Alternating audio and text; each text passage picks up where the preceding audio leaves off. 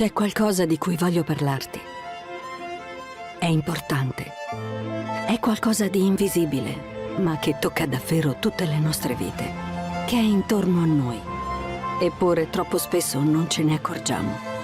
O ce ne accorgiamo solo quando non c'è più, quando è troppo tardi. È un luogo davvero unico. Un luogo dove tutti sono benvenuti. Non importa per quale squadra tifi o che abiti indossi. Un luogo dove si può parlare liberamente senza essere arrestati. Un luogo dove non si muore per una ciocca di capelli. Un luogo dove il futuro non è nelle mani di una sola persona. Dove puoi baciare chi vuoi. Dove puoi sentirti al sicuro e prenderti cura degli altri. E dove anche i nostri figli vorrebbero vivere. Un luogo dove siamo tutti uniti contro le avversità e dove decidere insieme il nostro futuro. Questo posto è davvero prezioso e si chiama democrazia. Proteggiamola insieme. Partecipa a insieme-per.eu per la democrazia.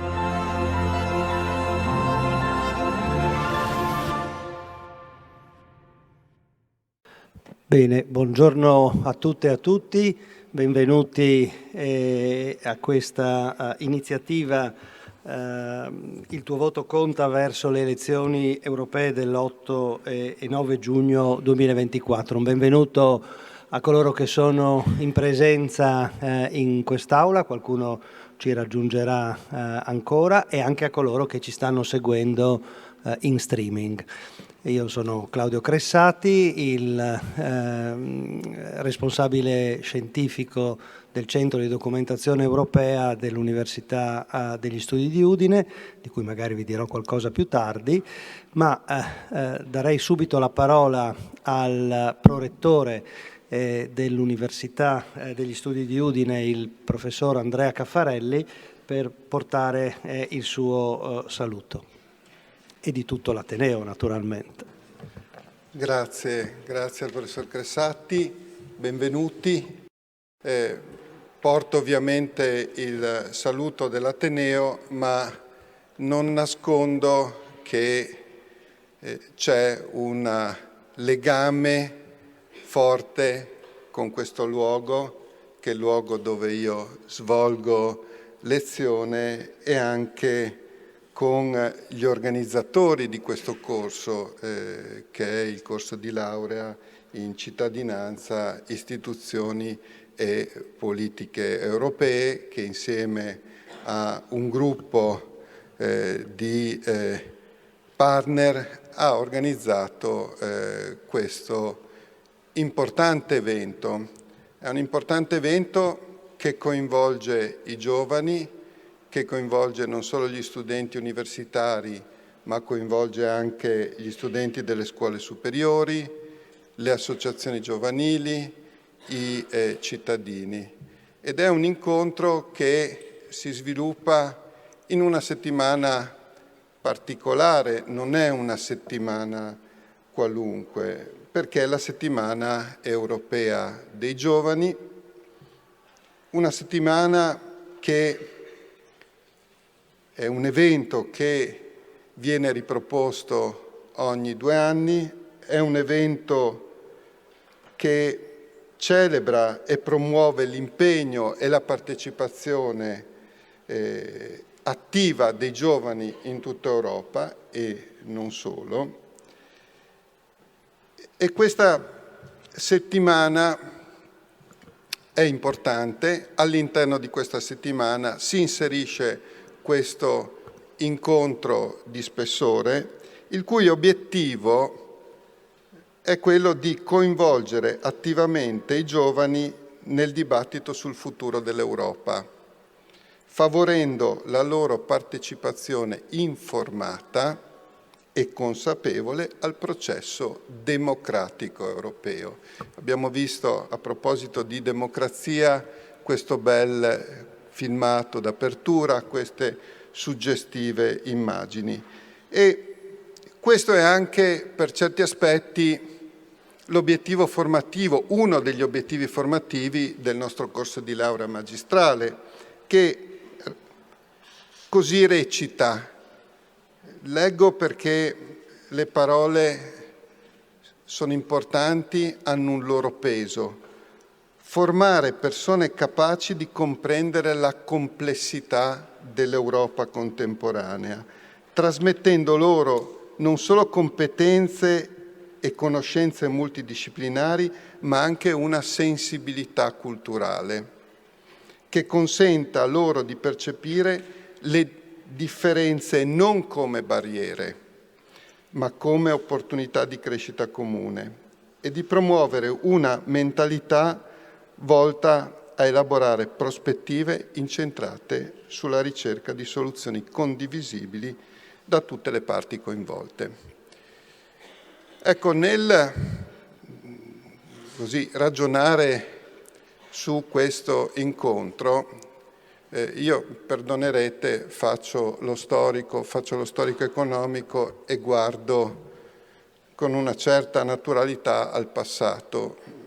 Mi sono venute in mente le parole di Alcide De Gasperi.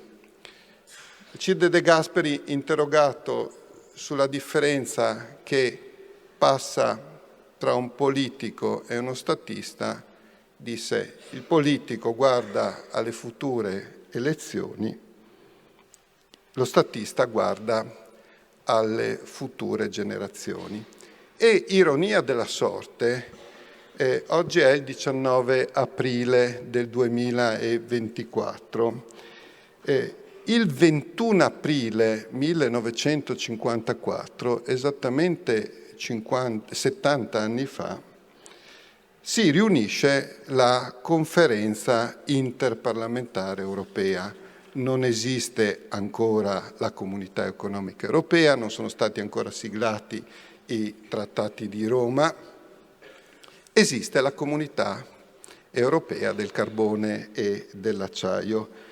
De Gasperi presiede questa riunione, che ha una grande importanza perché in qualche modo è propedeutica alla preparazione di ciò che avverrà qualche anno dopo.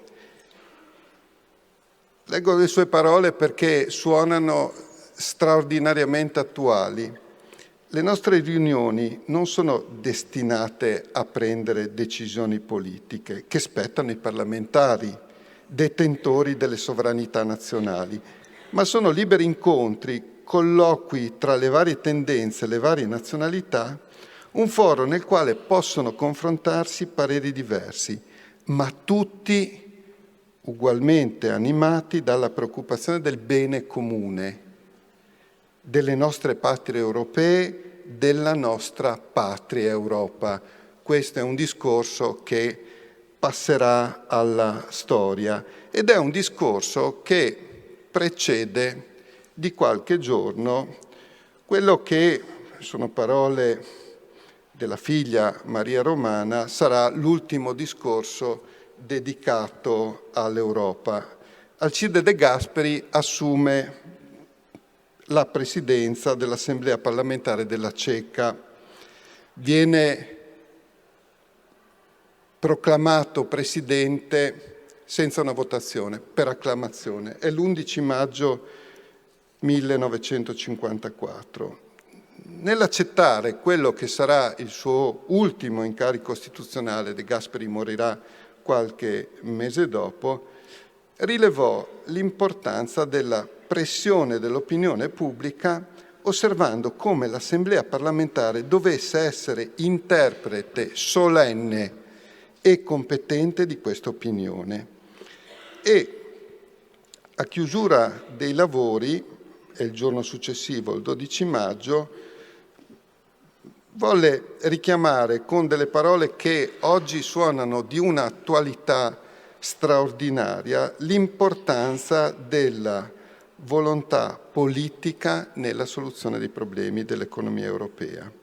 Scrive De Gasperi: molte questioni che sembrano tecnicamente difficili appaiono nell'esecuzione meno difficili di quanto gli esperti credessero.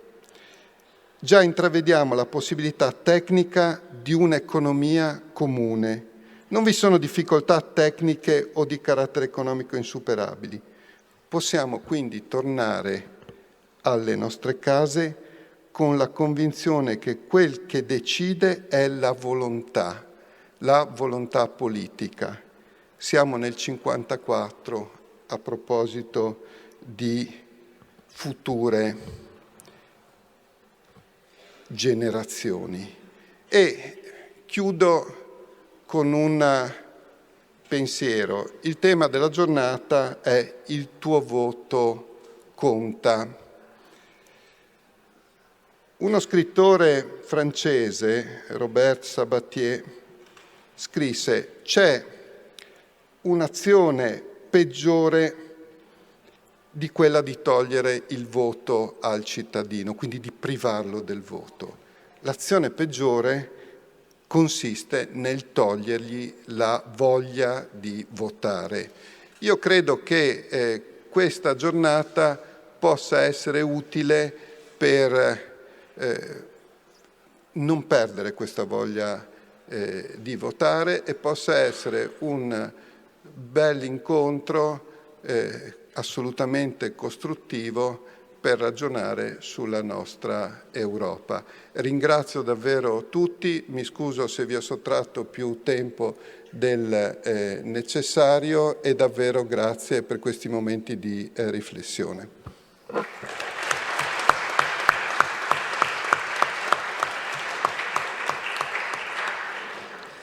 Grazie davvero al professor Caffarelli per questo saluto che, come avete visto, non è stato affatto formale, è entrato nel vivo degli argomenti che oggi affronteremo.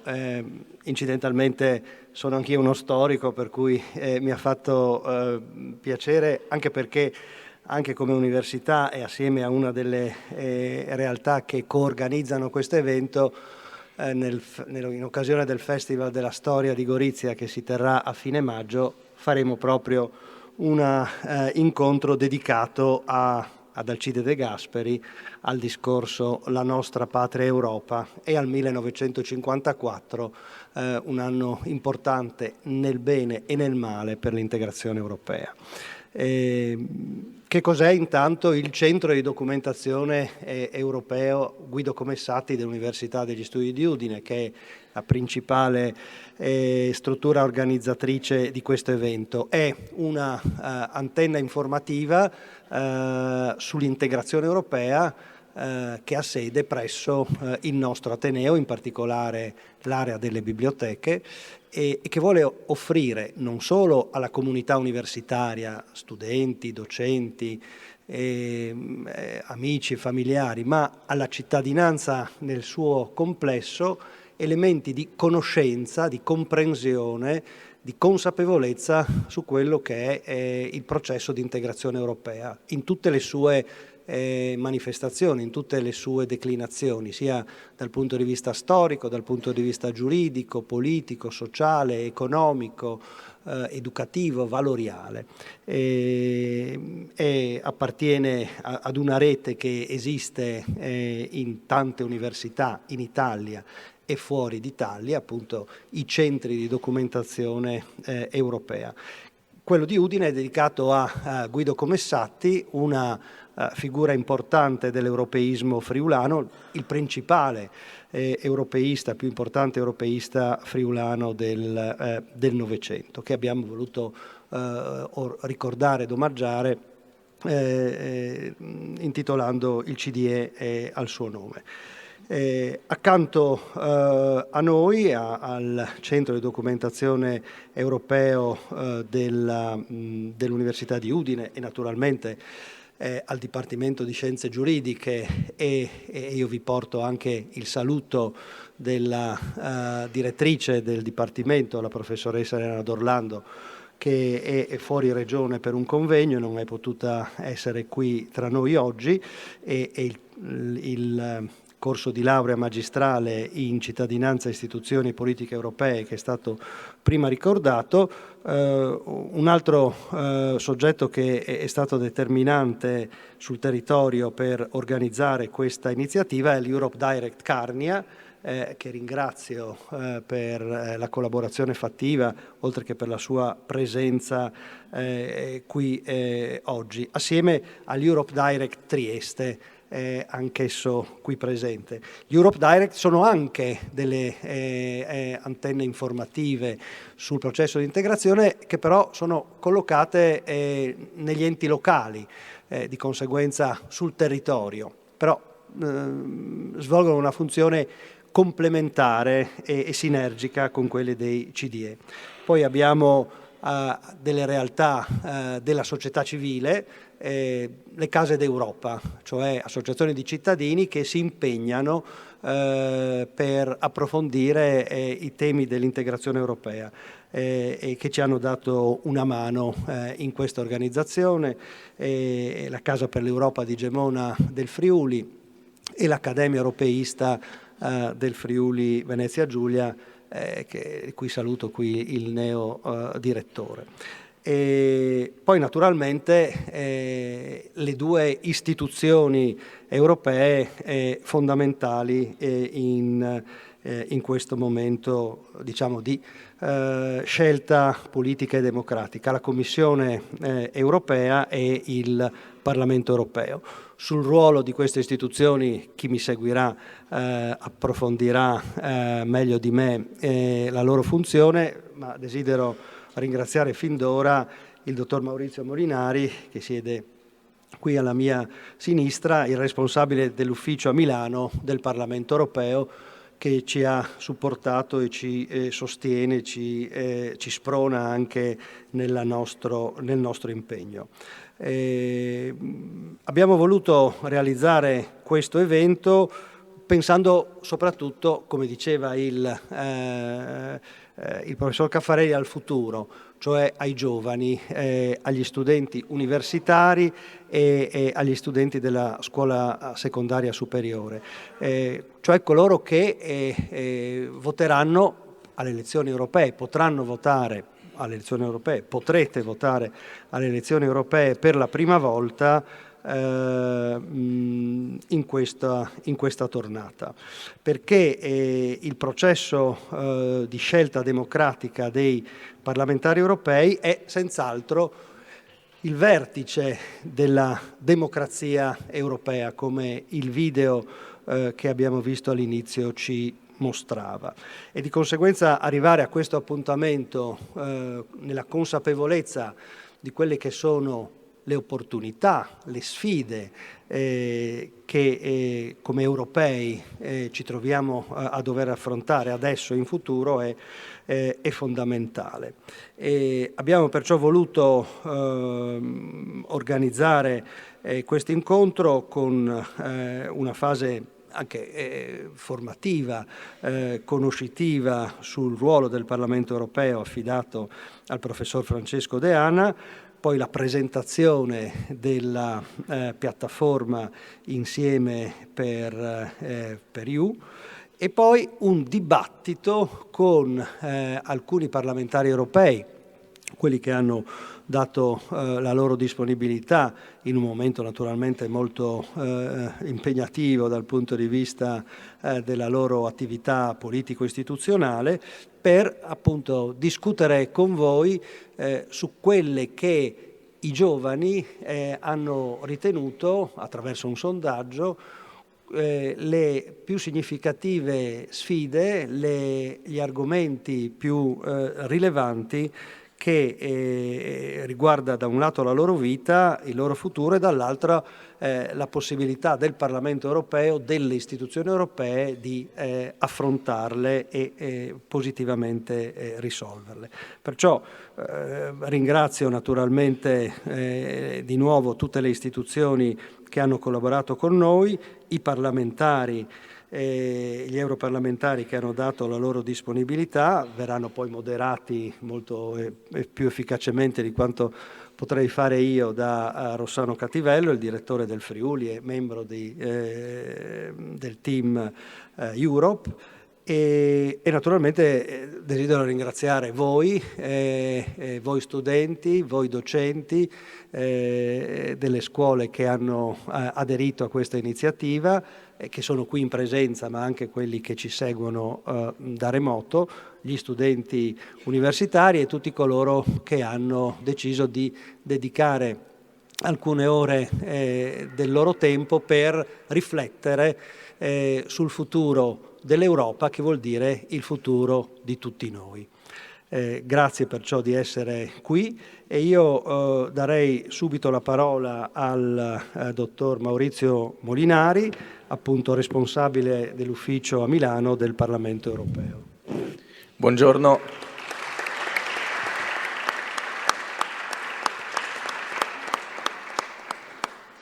Buongiorno a tutte e tutti, grazie professore. Ringrazio l'Ateneo, l'Università di Udine, il CDE, il Centro di Documentazione Europea, l'Europe Direct Carnia, Europe Direct Trieste, tutte le realtà coinvolte nell'organizzazione di questa mattinata. Avete visto il video introduttivo della comunità che il Parlamento europeo sta costruendo, ha costruito, una comunità che serve a coinvolgere e a sensibilizzare sull'importanza di andare a votare alle prossime elezioni. Si chiama insieme-per.eu. Poi Daniela del Centro di Documentazione Europea ve ne parlerà meglio. A parte il discorso che non è importante la squadra che si tifa, che forse possiamo non essere d'accordo in tanti in quest'Aula, ma insomma, a parte gli scherzi, quel video lì vi fa capire, è un video che vuole far capire una cosa semplice, l'importanza della democrazia, che molto spesso noi diamo per scontata. La diamo per scontata perché ce l'abbiamo sempre avuta. Io parlo anche della mia generazione, sono un po' più grande di voi, ma non abbiamo mai dovuto lottare e proteggere la democrazia. E quindi forse pensiamo che sarà sempre lì per noi. E invece non è proprio così, perché vediamo lo scivolamento da governi democratici a governi sempre più autocratici, a vere e proprie autocrazie, a vere e proprie dittature di tanti paesi nel mondo, e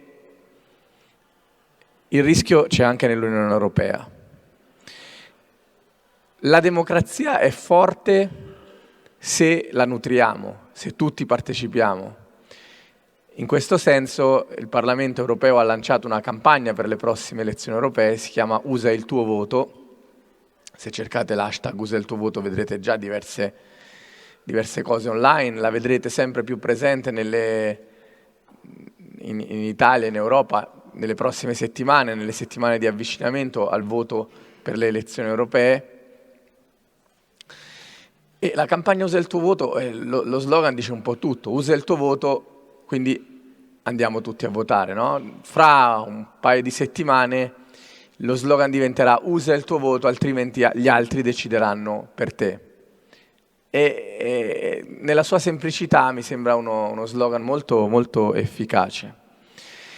Io volevo ringraziare anche gli eurodeputati presenti in collegamento, che hanno mandato un videomessaggio. Avete la fortuna, direi, di avere credo 5 eurodeputati in tutto rappresentati in varie forme questa mattina. Ovviamente chi ha potuto è venuto qui, chi non può si collegherà o ha mandato un videomessaggio. Come sapete, insomma, anch'io l'ho sperimentato ieri, non è semplicissimo raggiungere Udine. Io di base sono a Milano, ma venivo da Forlì e ho dovuto fare 2 cambi di treni, insomma è abbastanza complessa la logistica.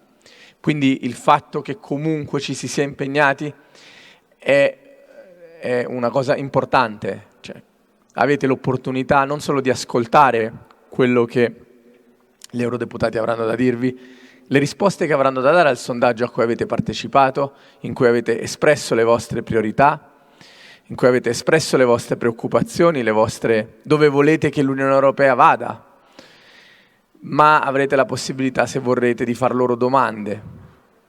Vi incoraggerei a sfruttarla questa possibilità.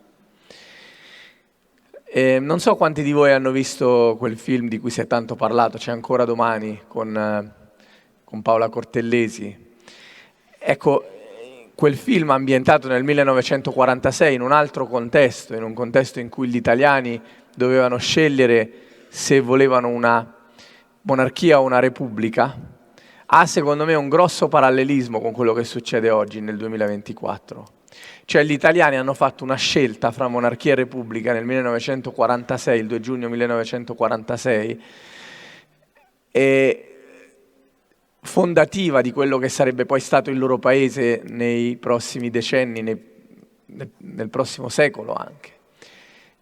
Io dico che quello che c'è in ballo nelle elezioni europee 2024 è la stessa scelta fondativa. Per che tipo di Europa voi volete? Noi vogliamo, i 370 milioni di cittadini europei vogliono per il loro futuro. Perché le sfide e alcune delle priorità che voi avete sottolineato nel sondaggio lo testimoniano, le sfide che l'Europa è chiamata ad affrontare nei prossimi 5 anni, nei prossimi 10 anni, sono sfide inderogabili, improrogabili. Non possiamo dire le mettiamo in pausa, non possiamo dire adesso ci sono una serie di conflitti, di guerre nel mondo, vicine anche a noi europei, in Europa, geograficamente in Europa, pensiamo all'Ucraina, non possiamo dire chiediamo un secondo di mettere tutto in pausa, noi ci mettiamo d'accordo, decidiamo e poi dopo quando si riprende vi facciamo sapere cosa abbiamo pensato di fare su questa guerra. Stessa cosa il Medio Oriente, stessa cosa la lotta al cambiamento climatico, stessa cosa la volontà di avere più o meno integrazione economica, di avere un'Unione Europea che decide più o meno con il metodo intergovernativo e più o meno con il metodo comunitario. Non so se sto parlando una lingua che voi capite, ma intergovernativo vuol dire un'Europa in cui decidono di più i governi o un'Europa in cui decide di più l'Europa, metodo comunitario.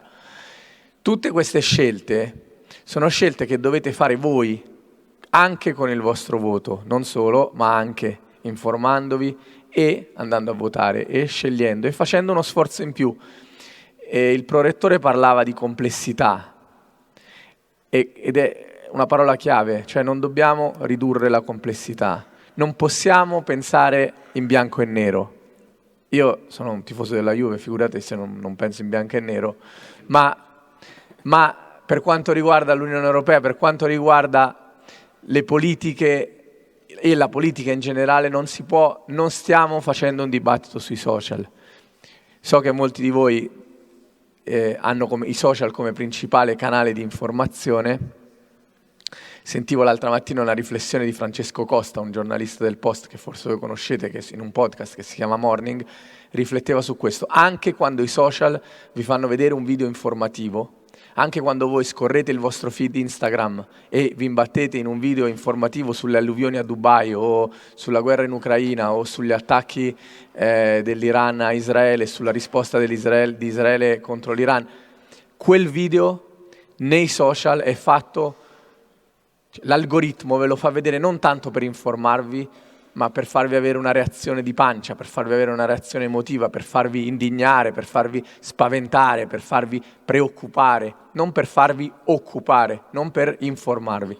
Quindi non c'è niente di male nell'informarsi anche attraverso Instagram, ci sono tanti media che lavorano su Instagram e che hanno in Instagram il loro principale canale per informarvi, ma il ruolo dei giornali, qui abbiamo un rappresentante, il ruolo di chi fa informazione, io parlo di giornali in senso lato, e la necessità vostra di essere informati, non di occuparvi delle cose, non solo di preoccuparvi, ma di occuparvi, di informarvi, di avere delle opinioni che possono essere molto diverse, ma che devono essere opinioni informate.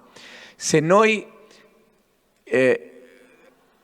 lasciamo che l'Unione Europea resti una questione di bianco e nero, di dentro o fuori, di voglio l'Unione Europea o voglio uscire dall'Unione Europea,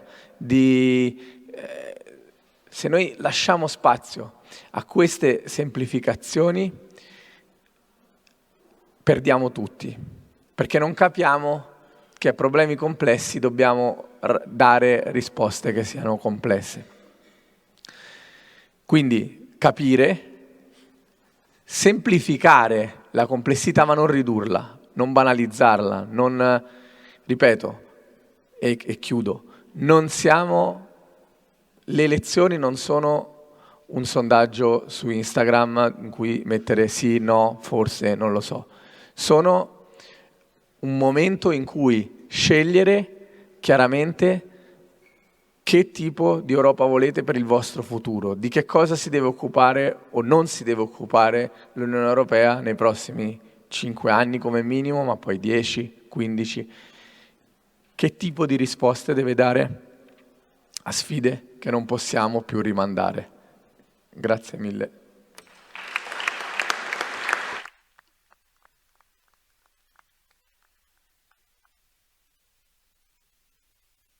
Grazie, dottor Molinari, per il suo intervento. Darei la parola ora al collega Francesco De Ana, che insegna diritto dell'Unione Europea nella nostra università, per un suo contributo, per un suo intervento dal titolo Il contributo del Parlamento Europeo alla tutela, al consolidamento e all'evoluzione della democrazia. Prego. Grazie professor Cressati per la parola. Io in realtà intervengo in questa sede in una triplice veste. Sono uno e trino, modestamente. Andando in ordine, per primo prendo la parola come delegato all'orientamento del Dipartimento di Scienze Giuridiche e quindi do il benvenuto a tutti gli studenti e ai docenti delle scuole superiori che hanno voluto raggiungerci questa mattina per riflettere assieme a noi su questi temi estremamente importanti. Sono tantissimi, mi auguro che si iscrivano tutti ai nostri corsi di laurea nel prossimo futuro e che diventino quindi nostri studenti un domani. Poi prendo la parola come docente appunto di diritto dell'Unione Europea nel corso di laurea diritto per le imprese e le istituzioni per ringraziare gli organizzatori di questa iniziativa che hanno portato dei relatori così importanti e autorevoli a parlare ai miei studenti per consentire loro di toccare un po' con mano il funzionamento di quelle regole che io cerco di spiegare durante le mie lezioni. Quindi sono estremamente contento che i miei studenti possano dialogare con membri del Parlamento europeo e sentire dalla loro viva voce qual è l'esperienza concreta che vivono nelle commissioni, nell'aula del Parlamento quotidianamente. Ringrazio anche il dottor Molinari per il suo invito alla complessità, perché i temi di cui parleremo oggi sono estremamente importanti e non devono essere mai banalizzati in suo contesto. Lo ringrazio anche per aver avuto il coraggio di dichiararsi juventino davanti a una platea così. Sì, siamo bianconeri anche noi, diciamo, però di un'altra squadra.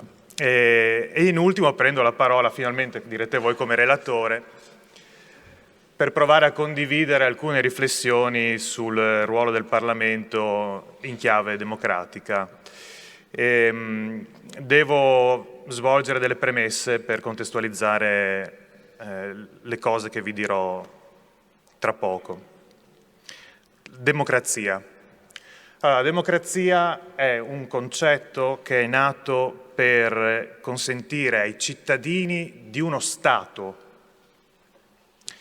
di essere partecipi alle decisioni di chi esercita il potere in quello Stato, o quantomeno di influire su quelle decisioni. No, si parla di sovranità popolare proprio per esprimere questa capacità che hanno i cittadini di essere parte del processo democratico. negli Stati. Però l'Unione Europea non è uno Stato. L'Unione Europea è un'organizzazione internazionale, è un'associazione di Stati. Certo, i miei studenti lo sanno, per certi versi assomiglia più a uno Stato che a un'organizzazione internazionale classica, ma non è uno Stato. E quindi in un contesto come quello dell'Unione Europea, il principio democratico, il principio di democrazia, è giocoforza più sfumato, diverso rispetto a quello che dovremmo trovare applicato negli Stati democratici, in quelle che vengono definite le liberal democrazie oggi. Dico dovremmo e non dobbiamo perché purtroppo anche negli Stati democratici stiamo assistendo a un progressivo ridimensionamento dei parlamenti nazionali e non mi sto riferendo alle democrazie illiberali che abbiamo incontrato in giro per l'Europa, ma penso anche all'Italia, allo Stato italiano, come il ruolo del Parlamento stia diventando per certi versi limitato o comunque sfumato rispetto all'ingerenza del governo. Però vabbè, queste sono altre riflessioni che farete altrove, non è questa la sede. Nel contesto dell'Unione Europea, quindi il principio democratico come si esprime?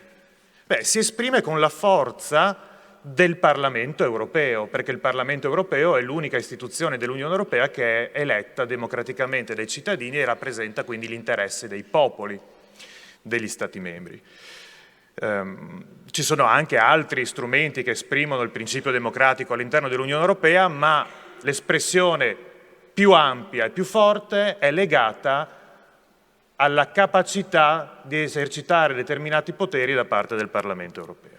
Quindi più sono ampi i poteri del Parlamento europeo, più è forte il ruolo del Parlamento europeo nei processi decisionali dell'Unione Europea, più l'Unione Europea è democratica, più il principio democratico viene tutelato all'interno dell'ordinamento dell'Unione.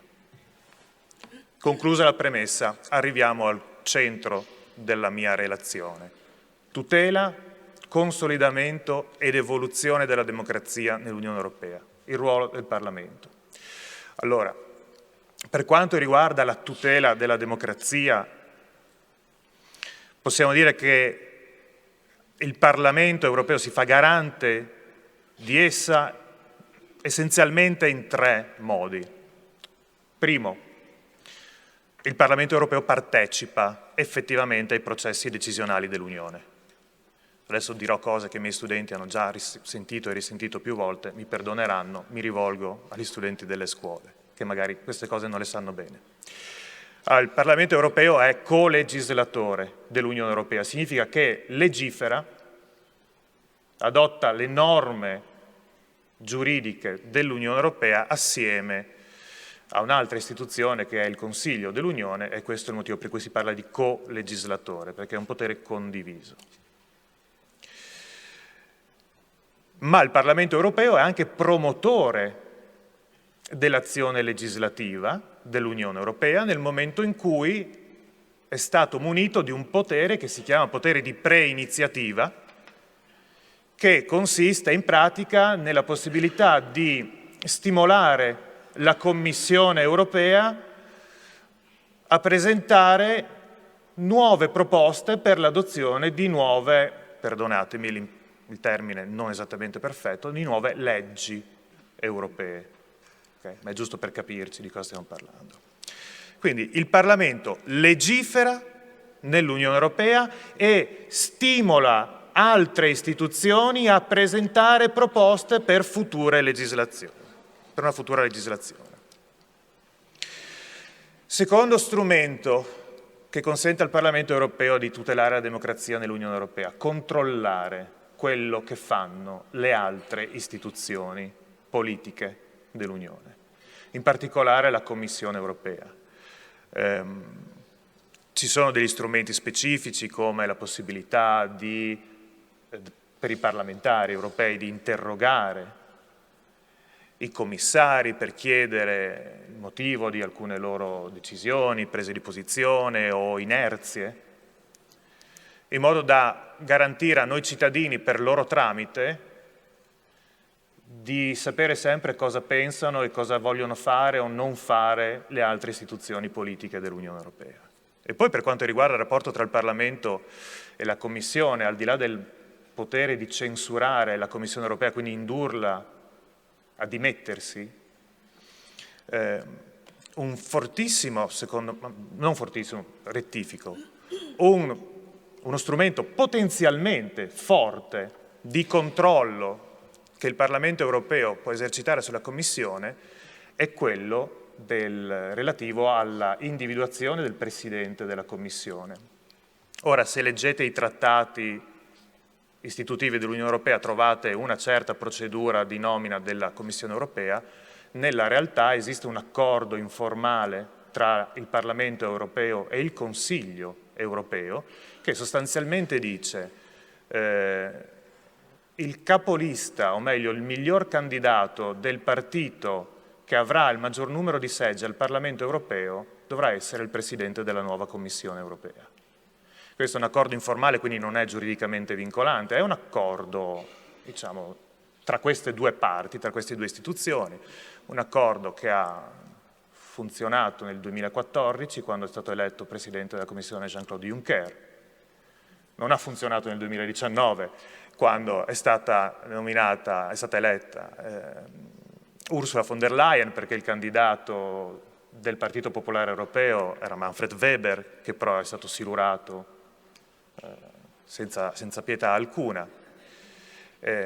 Però, approfittando di una frasetta che è contenuta nel paragrafo 7 dell'articolo 17 del Trattato sull'Unione Europea, dove si dice che il Consiglio europeo deve tener conto dell'esito delle elezioni europee nell'individuazione del Presidente della Commissione, questo tener conto è stato interpretato come chi vince le elezioni europee, nel senso che avrà il maggior numero di seggi nel Parlamento, dovrà anche esprimere il Presidente della Commissione. E questo vuol dire che attraverso questo accordo il Parlamento europeo lega le mani al Consiglio europeo nell'individuazione del futuro Presidente o della futura Presidentessa della Commissione europea, sempre che il Consiglio europeo decida di rispettare questo accordo informale, questo gentleman's agreement. Terzo sistema che consente all'Unione, terzo strumento meglio, terzo potere, chiamatelo come volete, che consente al Parlamento europeo di tutelare la democrazia nell'Unione. Il Parlamento europeo ha il potere di interloquire con il cittadino in modo diretto o in modo indiretto, perché il cittadino, quindi colui che è rappresentato democraticamente dal Parlamento europeo, ha il diritto di rivolgersi al Parlamento europeo per denunciare situazioni di violazione delle norme europee o di mala amministrazione, cattiva amministrazione da parte delle istituzioni europee. E il Parlamento, sulla base di queste denunce, sulla base dell'esercizio di questo diritto di petizione, così viene chiamato, può istituire commissioni parlamentari d'inchiesta per capire cosa è effettivamente successo e esaminare le denunce dei cittadini per cercare in qualche modo di trovare una soluzione. Questa è l'interlocuzione diretta. Il cittadino si rivolge con una petizione al Parlamento. L'interlocuzione indiretta vede il mediatore europeo fare da tramite tra il cittadino e il Parlamento. Quindi anche il mediatore europeo, il difensore civico dell'Unione Europea, riceve delle denunce, delle segnalazioni dai cittadini, può decidere di coinvolgere il Parlamento europeo quando pensa di non essere in grado autonomamente da solo di dare soddisfazione alla richiesta avanzata dal cittadino, quindi alla denuncia avanzata dal cittadino. Quindi 3 diversi strumenti, 3 diversi poteri con cui il Parlamento europeo tutela la democrazia nell'Unione. Come il Parlamento europeo consolida una democrazia che già esiste all'interno dell'Unione europea. Potremmo fare tantissimi esempi, non c'è il tempo per farli, visto che ho più o meno 20 minuti scarsi ancora. Ho preso alcuni esempi per cercare di non sovrappormi ai temi che avete selezionato voi attraverso il sondaggio, quindi per non dire cose che poi verranno dette dai partecipanti alla tavola rotonda, al dibattito. Ho individuato come esempi di consolidamento della democrazia da parte del Parlamento europeo l'adozione del regolamento sull'intelligenza artificiale, l'inchiesta svolta a pandemia di Covid-19 praticamente conclusa per capire cosa è successo e come evitare che si ripeta, e l'iniziativa intrapresa dal Parlamento europeo contro la disinformazione. Vado in ordine. Allora, l'Unione Europea ha quasi adottato, perché manca ancora l'ultimo passaggio formale, il primo regolamento sistematico al mondo sull'intelligenza artificiale. La proposta è partita dalla Commissione Europea, ma grazie all'esercizio del potere di preiniziativa da parte del Parlamento, che ha adottato una risoluzione che ha spinto la Commissione Europea a presentare la proposta. E il testo che è stato praticamente concordato tra il Parlamento e il Consiglio è il frutto di un successivo intervento del Parlamento europeo che ha preso la proposta della Commissione e l'ha modificata con 3.000 emendamenti, 3.000 proposte di modifica per arrivare al miglior testo possibile a tutela anche dei cittadini che si interfacceranno con i sistemi di intelligenza artificiale, ma che in realtà già adesso si interfacciano con il sistema di intelligenza artificiale, perché le intelligenze artificiali sono già dappertutto. Basta, avete uno smartphone in tasca? Ok, allora vi relazionate con l'intelligenza artificiale ogni momento della vostra vita. Quindi il Parlamento europeo consolida la democrazia assicurandosi che nel disciplinare l'utilizzo dell'intelligenza artificiale i diritti fondamentali dei cittadini siano sempre rispettati dalle imprese che usano questi sistemi, dai governi che usano questi sistemi, e assicurandosi che la disciplina dell'intelligenza artificiale sia basata su un principio etico. E questo è consolidamento della democrazia, perché un uso sbagliato dell'intelligenza artificiale avrebbe preso la nostra democrazia e l'avrebbe ridotta a brandelli. Gestione dell'emergenza, del post-emergenza Covid-19. Il Parlamento europeo ha sfruttato quel potere che gli è attribuito dai trattati istitutivi e ha istituito una commissione speciale di inchiesta. Una commissione parlamentare speciale nel luglio del 2022 che ha valutato l'efficacia delle misure adottate dall'Unione Europea e dagli Stati membri per far fronte all'emergenza sanitaria, all'emergenza pandemica, e ha elaborato delle raccomandazioni per migliorare la gestione delle crisi emergenziali future, perché penso che siano tutti d'accordo nel dire che ce ne saranno altre, prima o poi. E un capitolo, o meglio un pilastro, perché li hanno chiamati pilastri, un pilastro di questo documento elaborato dal Parlamento europeo, approvato nel luglio del 2023, è specificamente dedicato a proteggere la democrazia e i diritti fondamentali dei cittadini in contesti emergenziali, come quello che abbiamo già vissuto. E quindi si dice che i cittadini hanno diritto a una maggiore trasparenza nei processi decisionali europei e nazionali per capire quali sono le logiche e i ragionamenti dietro l'adozione di misure normative in un contesto emergenziale. Tanti di noi si sono chiesti perché alcune decisioni sono state prese e altre no nella gestione della pandemia di Covid-19. Quindi più trasparenza nei centri decisionali affinché i cittadini capiscano perché devono subire determinate limitazioni delle loro libertà. Una comunicazione potenziata, quindi, far sapere più cose ai cittadini affinché comprendano meglio quello che sta succedendo e lo sappiano gestire meglio, e quindi maggiore informazione corretta e quindi minore disinformazione, perché sul Covid si è fatta disinformazione a pacchi.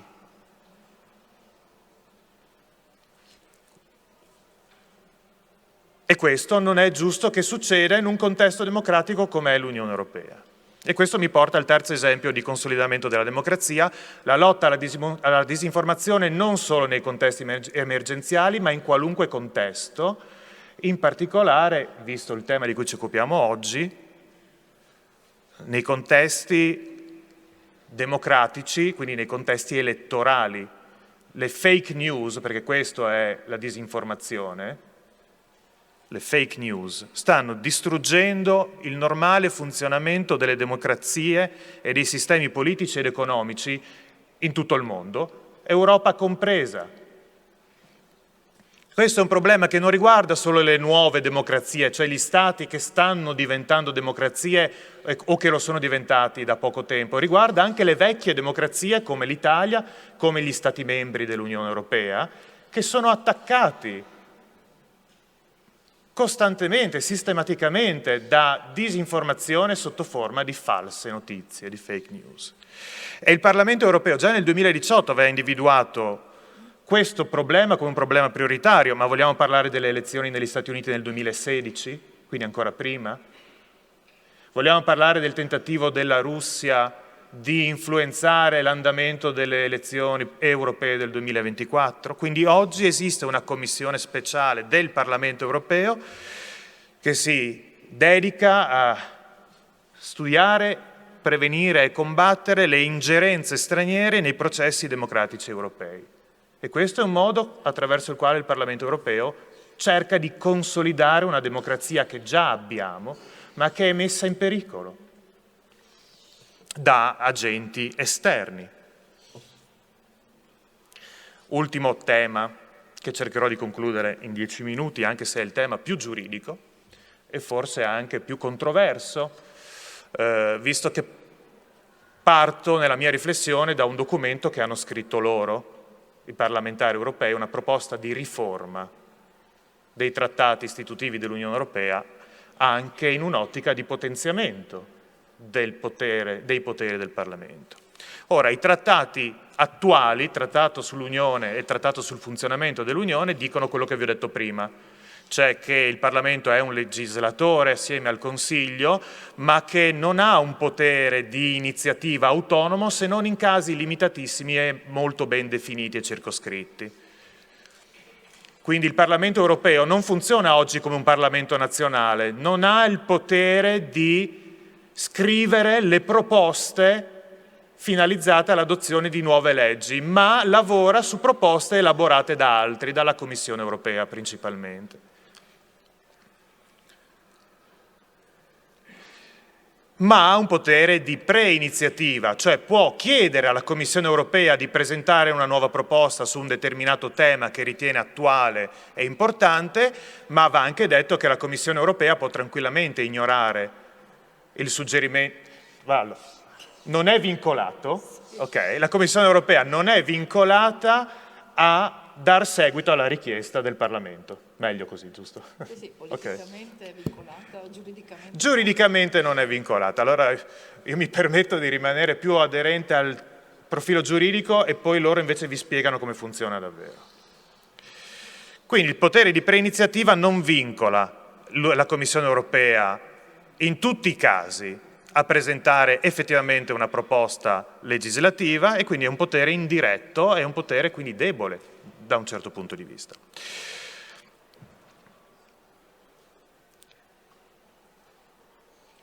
Il Parlamento europeo cosa dice? Se vogliamo migliorare l'Unione Europea, se la vogliamo preparare alle future sfide e anche ai futuri allargamenti, dobbiamo ripensarla in modo rilevante, in modo sensibile, e quindi, siccome non riteniamo sufficienti i poteri che abbiamo a disposizione oggi, proponiamo, e questo l'hanno fatto nel novembre del 2023, proponiamo un'estensione del potere di iniziativa al Parlamento europeo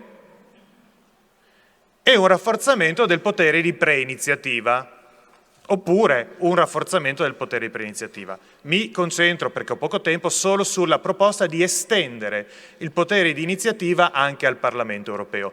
Non è questa la prima occasione in cui si è avanzata una proposta del genere. Già nel 1984, quando è stato scritto il primo progetto di trattato sull'Unione Europea da Altiero Spinelli, si era pensato di dare al Parlamento europeo il potere di iniziativa legislativa, e poi non è stato fatto. La Commissione von der Leyen, quando si è insediata nel 2019, per voce della sua Presidente, ha detto: io sono assolutamente favorevole all'estensione del potere di iniziativa al Parlamento europeo. Ho il documento qua in cui viene detto questo.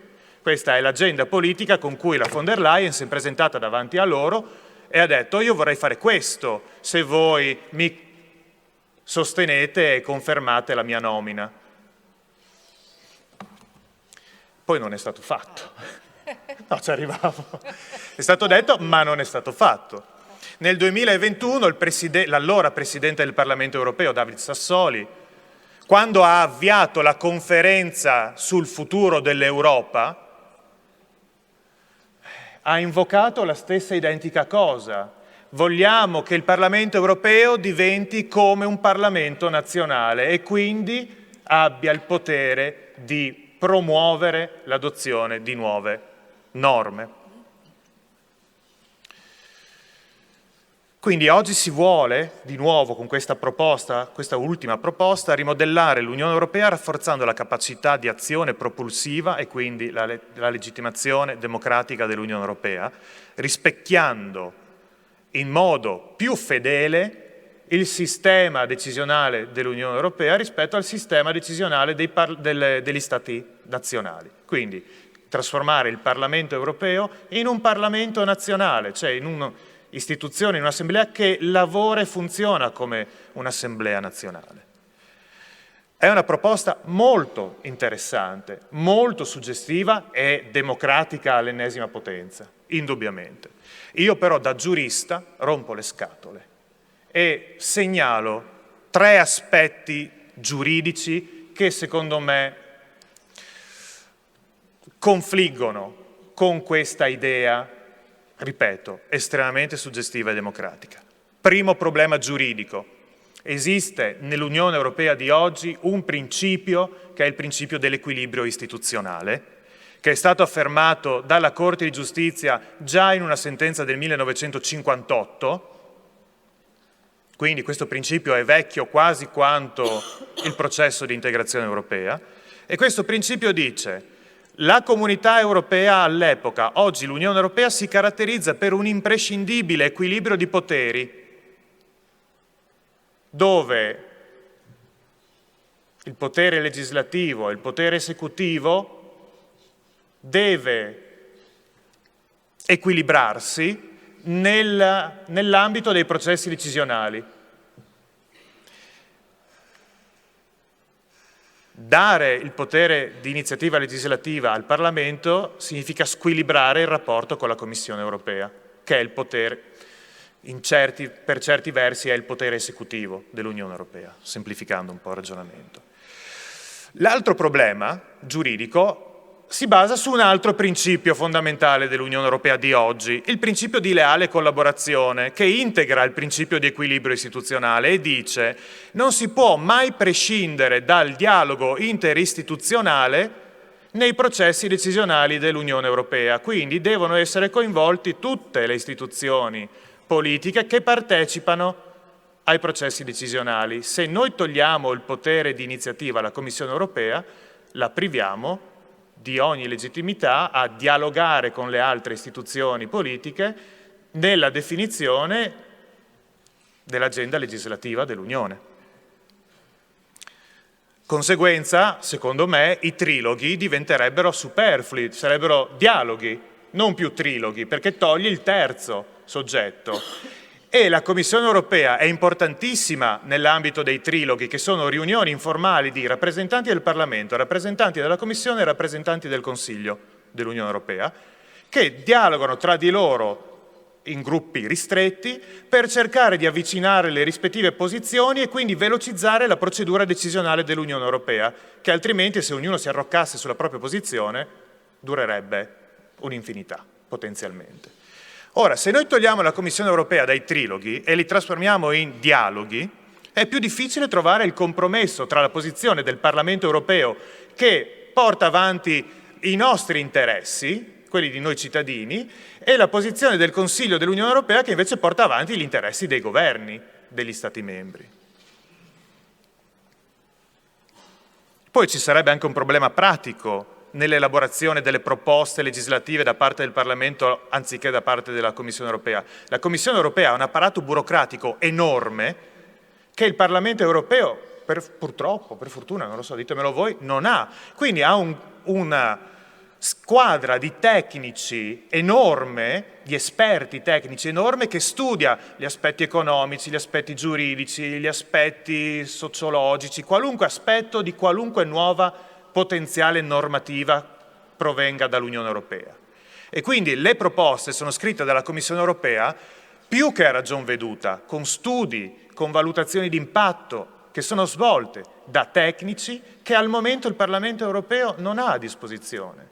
Quindi possiamo pensare che proposte sviluppate dal Parlamento europeo, a meno che non vengano dotati di questo tipo di apparato burocratico alle spalle, potrebbero essere proposte un po' meno solide, un po' meno blindate e un po' meno forse ottimali nel raggiungimento dell'obiettivo finale.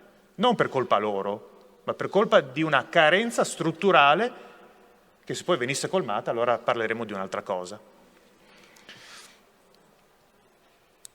E poi l'ultimo problema che segnalo, problema sempre tra virgolette, è questione, chiamiamole questioni, 3 questioni giuridiche, una questione pratica e una questione politica. Il Parlamento europeo è composto da politici e quindi è guidato nella sua azione da una prospettiva squisitamente politica. La Commissione europea, che nasce come un organo prettamente tecnico e poi si è evoluto in un organo misto, tecnico-politico, ragiona anch'essa secondo logiche politiche. L'agenda von der Leyen 2019-2024 è un'agenda che ha una natura, una connotazione anche politica, ovviamente.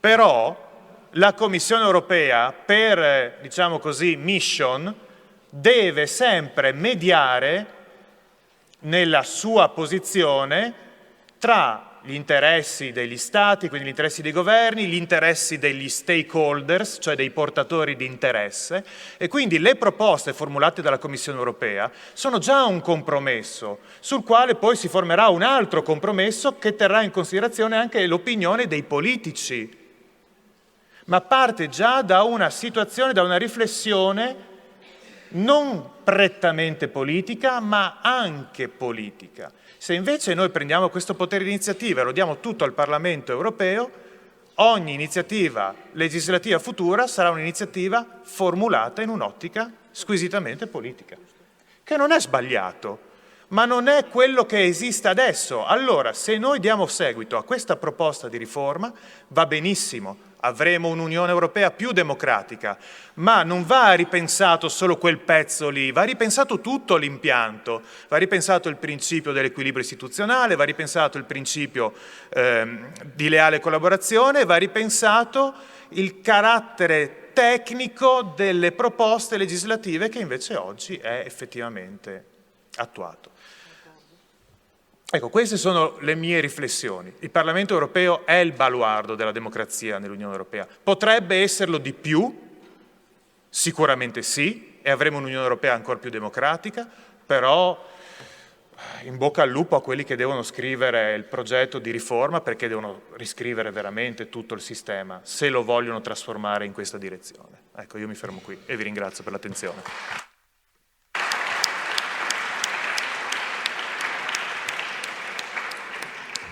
Grazie al professor De Anna per questo quadro così efficace che ha unito un panorama generale anche a questioni molto specifiche e come dire, anche politicamente delicate nel dibattito europeo in questo momento. Darei la parola a Daniela Catalini, referente documentalista del CDE, ma direi anima del nostro CDE, perché è la persona che lo segue continuativamente e devo dire con grande professionalità, per presentarci in particolare la piattaforma Insieme per EU e poi il sondaggio che abbiamo, anzi che avete fatto. Buongiorno a tutti e benvenuti qui in Aula 3.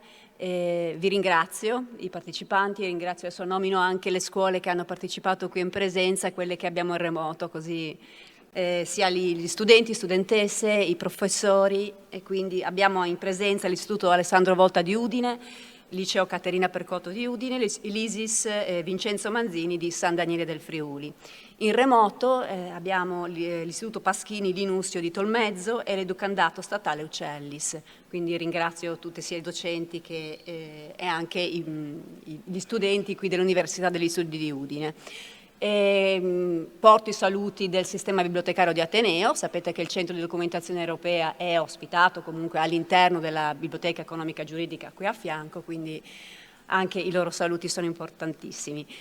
Cosa vi proporrò? Un attimo di pausa, no? Dalla teoria e vediamo cos'è questa piattaforma Insieme per EU. Il dottor Molinari vi ha un po' veramente parlato del Parlamento che punta ai giovani, punta al fatto che vadano a votare, che è importante che siano quindi protagonisti di queste elezioni europee del 2024 e adesso vi faccio vedere ecco qua, mi sono collegata a Together Europarlamento Europa EU, quindi Insieme per EU, potete tranquillamente collegarvi qualsiasi browser a questo sito, è una piattaforma istituzionale del Parlamento europeo creata affinché ogni persona possa, e particolarmente i giovani, possa partecipare, possa iscriversi a Unisci Insieme per EU, quindi vedete che io mi sono già iscritta semplicemente indicando nome, cognome, una mail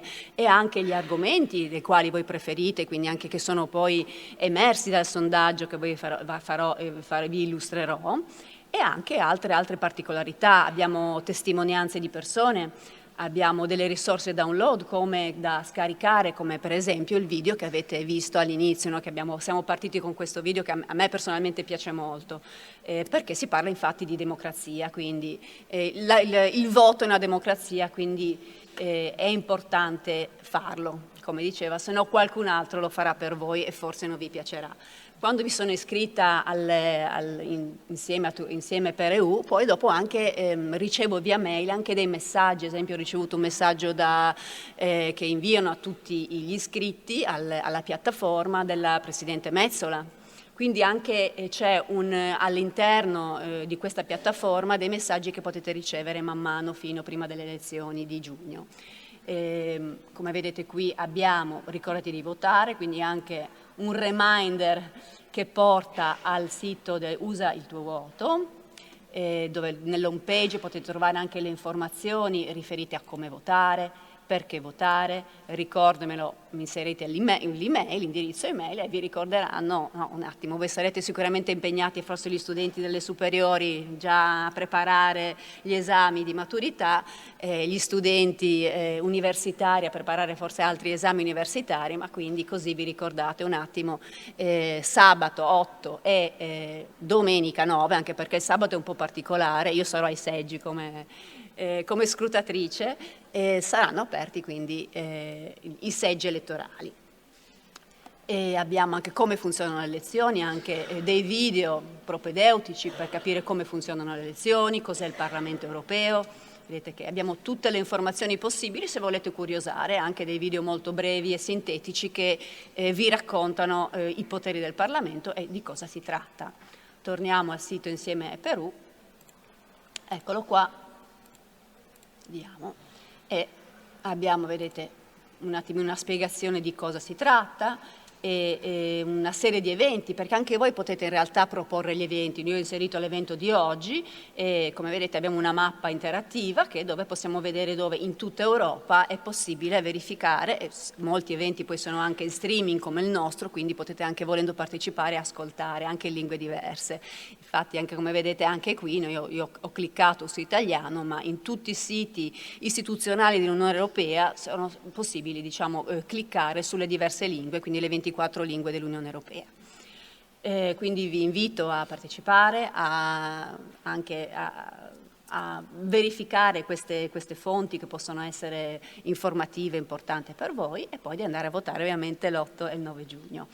Io chiudo qui perché è una piccola parentesi, ma è importante capire cosa vi offre l'Unione Europea, questa piattaforma fatta proprio per i cittadini, per gli studenti e per i giovani, e vediamo il sondaggio. Abbiamo quindi proposto con Europe Direct Carnia ha fornito quindi questo sondaggio da proporre agli studenti Uniud, quindi l'università, e anche alle scuole sul territorio, scuole ovviamente riferito più alle quarte e quinte superiori che sono principalmente interessate al voto. Vediamo cosa è il risultato.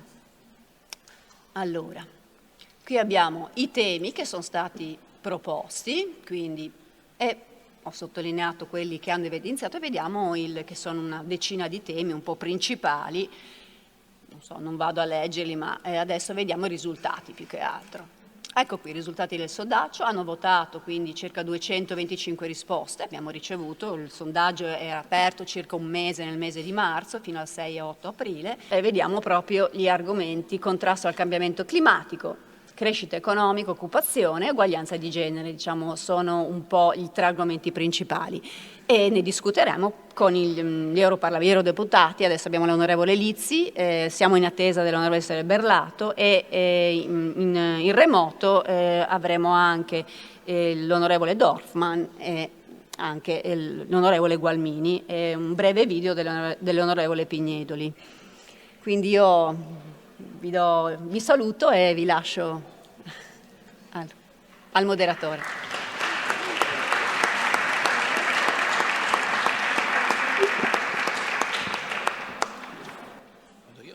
Buongiorno a tutti, io sono Rossano Cattivello, mi hanno chiamato solamente per il mio cognome, Cattivello, sperando di mantenere un pochino animata la discussione, il dibattito e rimanere anche nei tempi.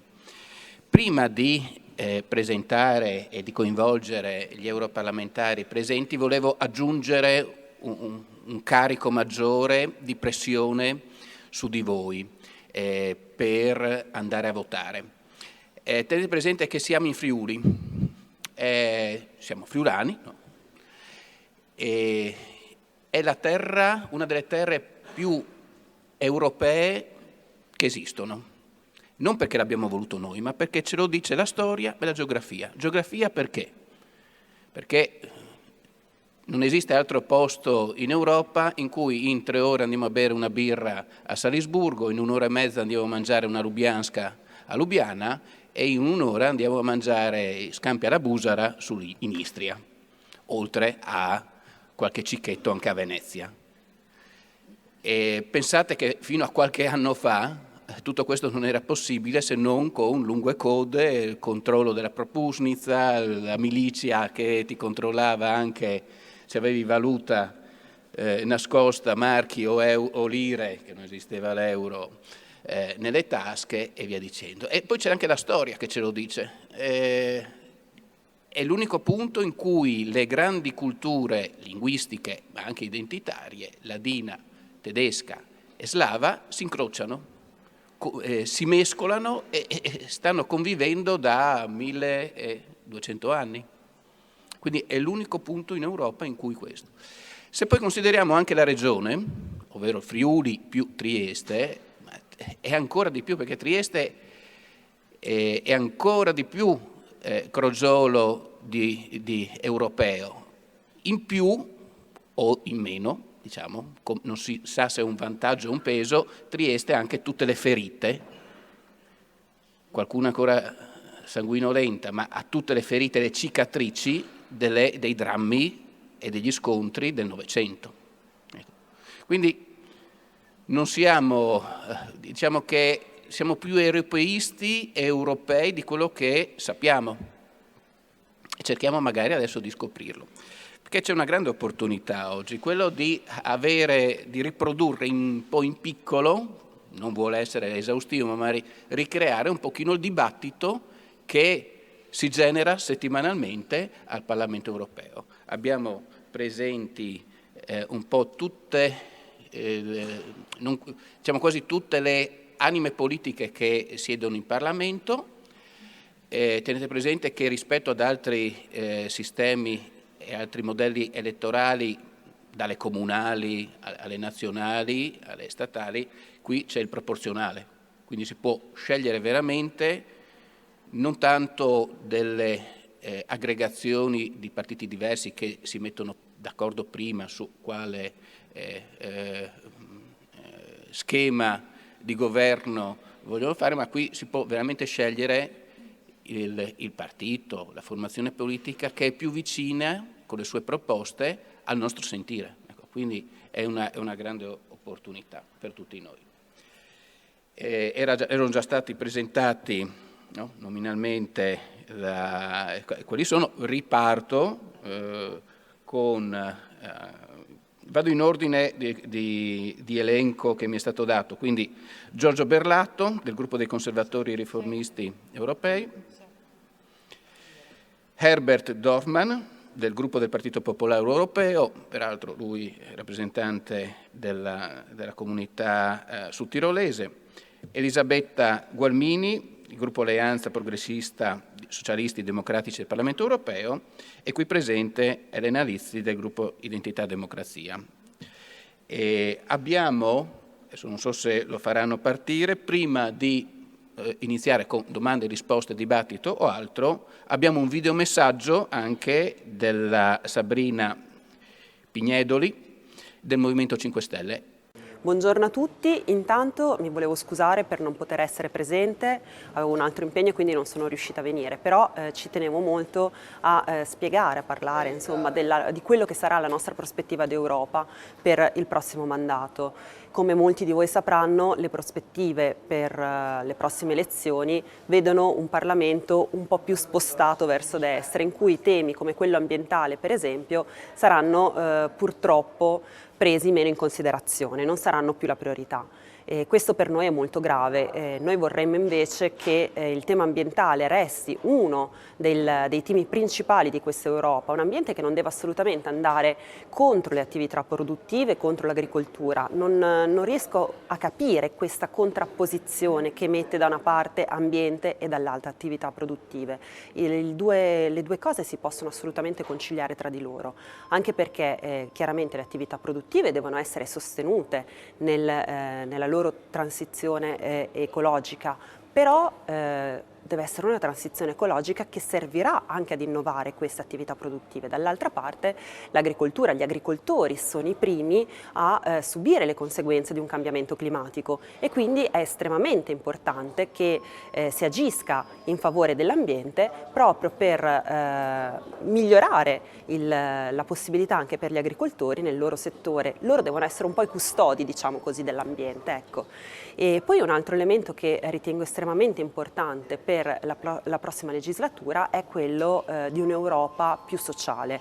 Noi vediamo un'Europa economica, un'Europa delle finanze, però quello che manca è un'Europa più sociale. L'abbiamo vista con il Covid. Per la prima volta l'Europa ha, diciamo così, rotto il patto di stabilità e quindi l'austerity per fare debito comune, per aiutare tutti quanti i cittadini. Ecco, questa è un'Europa che ci piace, un'Europa che pensa prima di tutto ai cittadini e al loro sviluppo. Non può esserci solo l'economia, non può esserci solo la finanza, anche perché le sfide che ci aspettano sono molto grandi. Pensiamo per esempio alla sfida relativa all'intelligenza artificiale. L'intelligenza artificiale porterà dei grossissimi cambiamenti. Allora, l'Europa è stata la prima ad adottare una regolamentazione con l'Artificial Intelligence Act, però adesso la politica aspetta un'altra sfida importante. Noi sappiamo che i numeri cambiano a seconda degli studi, però noi sappiamo che ci possono essere fino al 60% di perdite di posti di lavoro con l'introduzione dell'intelligenza artificiale.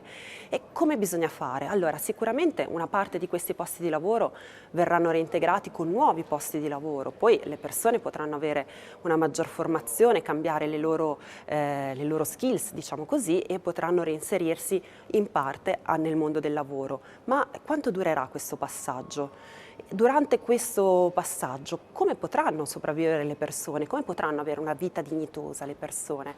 E quindi quello che noi pensiamo è la possibilità di dare un reddito di cittadinanza europea alle persone che perderanno il posto di lavoro a causa dell'introduzione dell'intelligenza artificiale e dall'altra parte ridistribuire queste ricchezze anche nei confronti di chi lavora, quindi diminuendo l'orario di lavoro a parità di salario. Un'Europa più sociale credo che sia la grande sfida perché l'Europa resti più vicina ai cittadini. Io vi ringrazio molto e spero di vedervi di persona. Abbiamo anche, è appena arrivato Sergio Berlatto, completiamo quindi il parterre. Ovviamente è all'oscuro di quello che abbiamo detto prima e quindi sarà quello che magari. Allora, facciamo una prova di collegamento con i due parlamentari collegati da remoto, vediamo se ci salutano, Dorfman e Gualmini. Sì, ci siamo. Ci sentite? Io ci sono, buongiorno a tutti. Buongiorno. Perfetto, allora abbiamo completato l'appello e possiamo partire. Abbiamo visto prima che in base al sondaggio i temi più caldi, più sentiti da voi sono quelli del contrasto al cambiamento climatico, sono quelli della crescita economica e dell'occupazione, il terzo, uguaglianza di genere e inclusione sociale. Ovviamente questi sono i principali, poi ce ne sono tanti altri, però da giornalista non posso che non partire con la notizia del giorno, no? Quindi è inevitabile fare un giro di tavolo veloce, cercheremo appunto di, chiederemo e chiedo agli europarlamentari di dare veramente delle risposte veloci, snelle, in maniera da poter fare più giri, toccare più argomenti e poi avere anche spazio per le domande dal pubblico. Però, citavo, la notizia del giorno è di carattere geopolitico e internazionale, quindi è impossibile non toccare, se non con un piccolo accenno, questo argomento, e che dimostra ancora una volta di che ruolo internazionale l'Europa riesce, che ruolo internazionale l'Europa riesce ad avere. E quindi su quello partirei con i presenti, se non altro perché li vedo negli occhi qua. Che cosa stiamo dimostrando a livello internazionale nel momento in cui è pieno di crisi di carattere anche bellico che circondano l'Unione Europea? Elena Lizzi. Grazie. Prima di tutto volevo davvero ringraziare tutti gli organizzatori, non li elenco perché altrimenti perdiamo, il focus dell'interessante domanda, e gli studenti e gli istituti presenti e collegati per questo momento di dibattito. Caro Rossano, è una domanda un po' complessa che presupporrebbe una risposta altrettanto complessa, però per cercare di dare una risposta un po' che interessi anche e che tocchi ognuno di noi personalmente, ai ragazzi voglio fare questo esempio. Poco più di 2 anni fa, 2 anni e qualche mese fa, io assistevo alle interviste che i giornalisti facevano nelle città dell'Ucraina in particolare. Erano interviste che venivano fatte a giovani come voi, o magari anche persone un po' più grandi, forse anche qualcuno della mia età. E pur non essendo l'Ucraina all'interno, delle istituzioni europee come Stato membro, riconoscibile, penso, e comprensibile a tutti noi il fatto che il popolo ucraino si sente europeo. ormai interagisce con il nostro continente, con la nostra cultura, con il nostro modo di vivere da tanto tempo. Durante le interviste questi giovani davano per scontato che non sarebbe successo niente, pur essendo in grave pericolo, pur avendo sentito diversi capi di Stato internazionali gridare l'allarme, non si sentivano in pericolo. Purtroppo dopo è successo quello che abbiamo visto e quello che abbiamo sentito in tutto questo periodo. E in questo periodo cosa ha fatto l'Unione Europea? Si è posta dalla parte del popolo che è stato invaso. Chiaramente è un po' complicato semplificare una posizione di geopolitica che è molto complessa e che non vede solo due attori sullo scenario internazionale, e quindi è difficile anche semplificare il perché l'Unione Europea, il Parlamento Europeo in generale, quasi tutti, insomma, gli europarlamentari e le famiglie politiche si sono poste a sostegno dell'Ucraina e in difesa dell'Ucraina, indirettamente e direttamente con sostegni.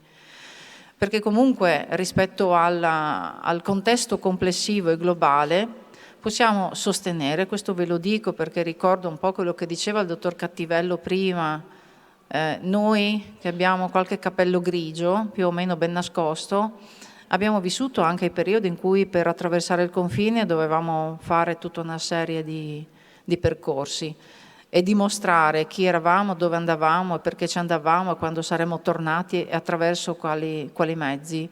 Mentre voi siete nati e cresciuti giustamente, grazie anche al lavoro di 70 anni e alle tragedie del Novecento, in un contesto più sereno, più pacifico, più tranquillo. Però al di fuori di Schengen non è sempre così come noi viviamo, Non è così scontato che possiamo vivere e muoverci in libertà, lo vediamo continuamente.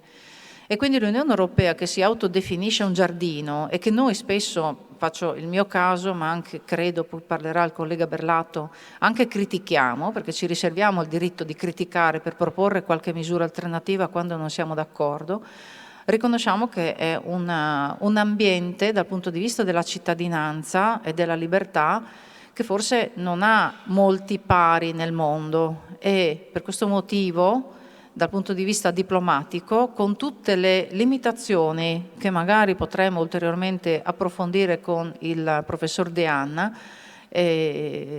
con tutte quelle limitazioni comunque si pone cercando di rendere possibile la pace anche negli stati in cui la pace in questo momento è persa.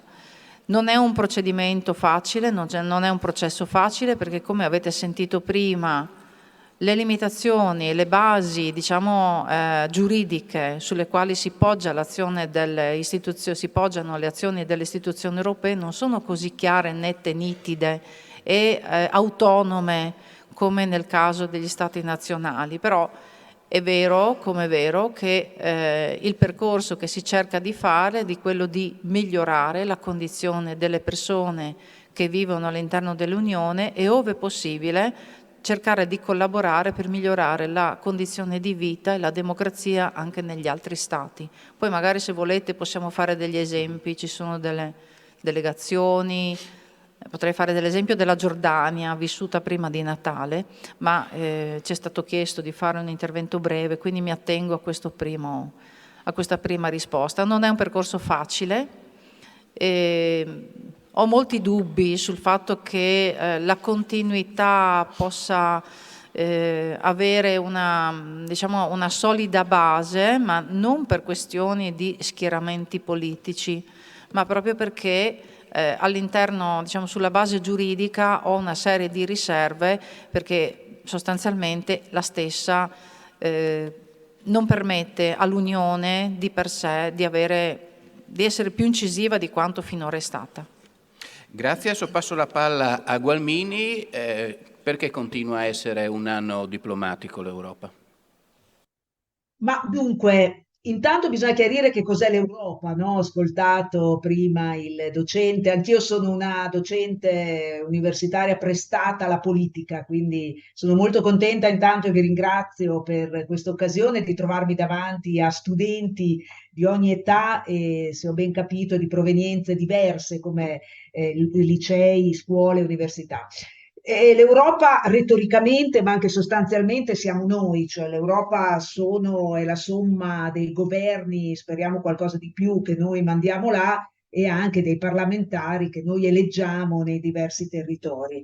E quello che io penso è che in realtà, mentre in questo mandato, cioè in questi 5 anni, poi spero di avere l'occasione di approfondire, abbiamo osservato un salto nella storia, cioè una capacità delle istituzioni europee di reagire alle crisi che ormai sono perenni, quindi alla pandemia, alla guerra, alla crisi energetica, in maniera positiva, cioè penso che sulla dimensione sociale, no, e la dimensione economica ci siano stati dei passi in avanti in questa Unione Europea.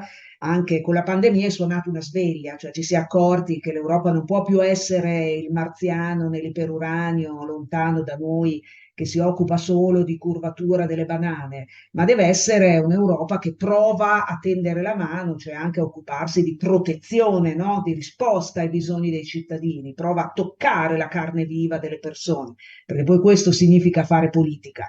Pur tuttavia, pur avendo osservato degli elementi molto positivi sul piano sociale ed economico, dopo magari parlerò anche di quello che è stato fatto sul piano del lavoro precario, penso che invece sulla dimensione esterna abbiamo ancora molti passi da fare, cioè la credibilità, l'autorevolezza dell'Unione Europea nella politica estera, sul piano della difesa, anche per esportare la pace e non solo la guerra, è ancora molto debole, molto risicata. Quindi serve uno scatto anche da questo punto di vista e a mio parere, io faccio parte di un partito progressista e fortemente europeista come quello dei socialisti e democratici, serve un'Unione Europea, come ha detto Draghi, molto più unita e meno frammentata. Cioè il bivio delle prossime elezioni sarà: la vogliamo veramente un'Europa politica e non solo monetaria, o vogliamo riportare indietro le competenze europee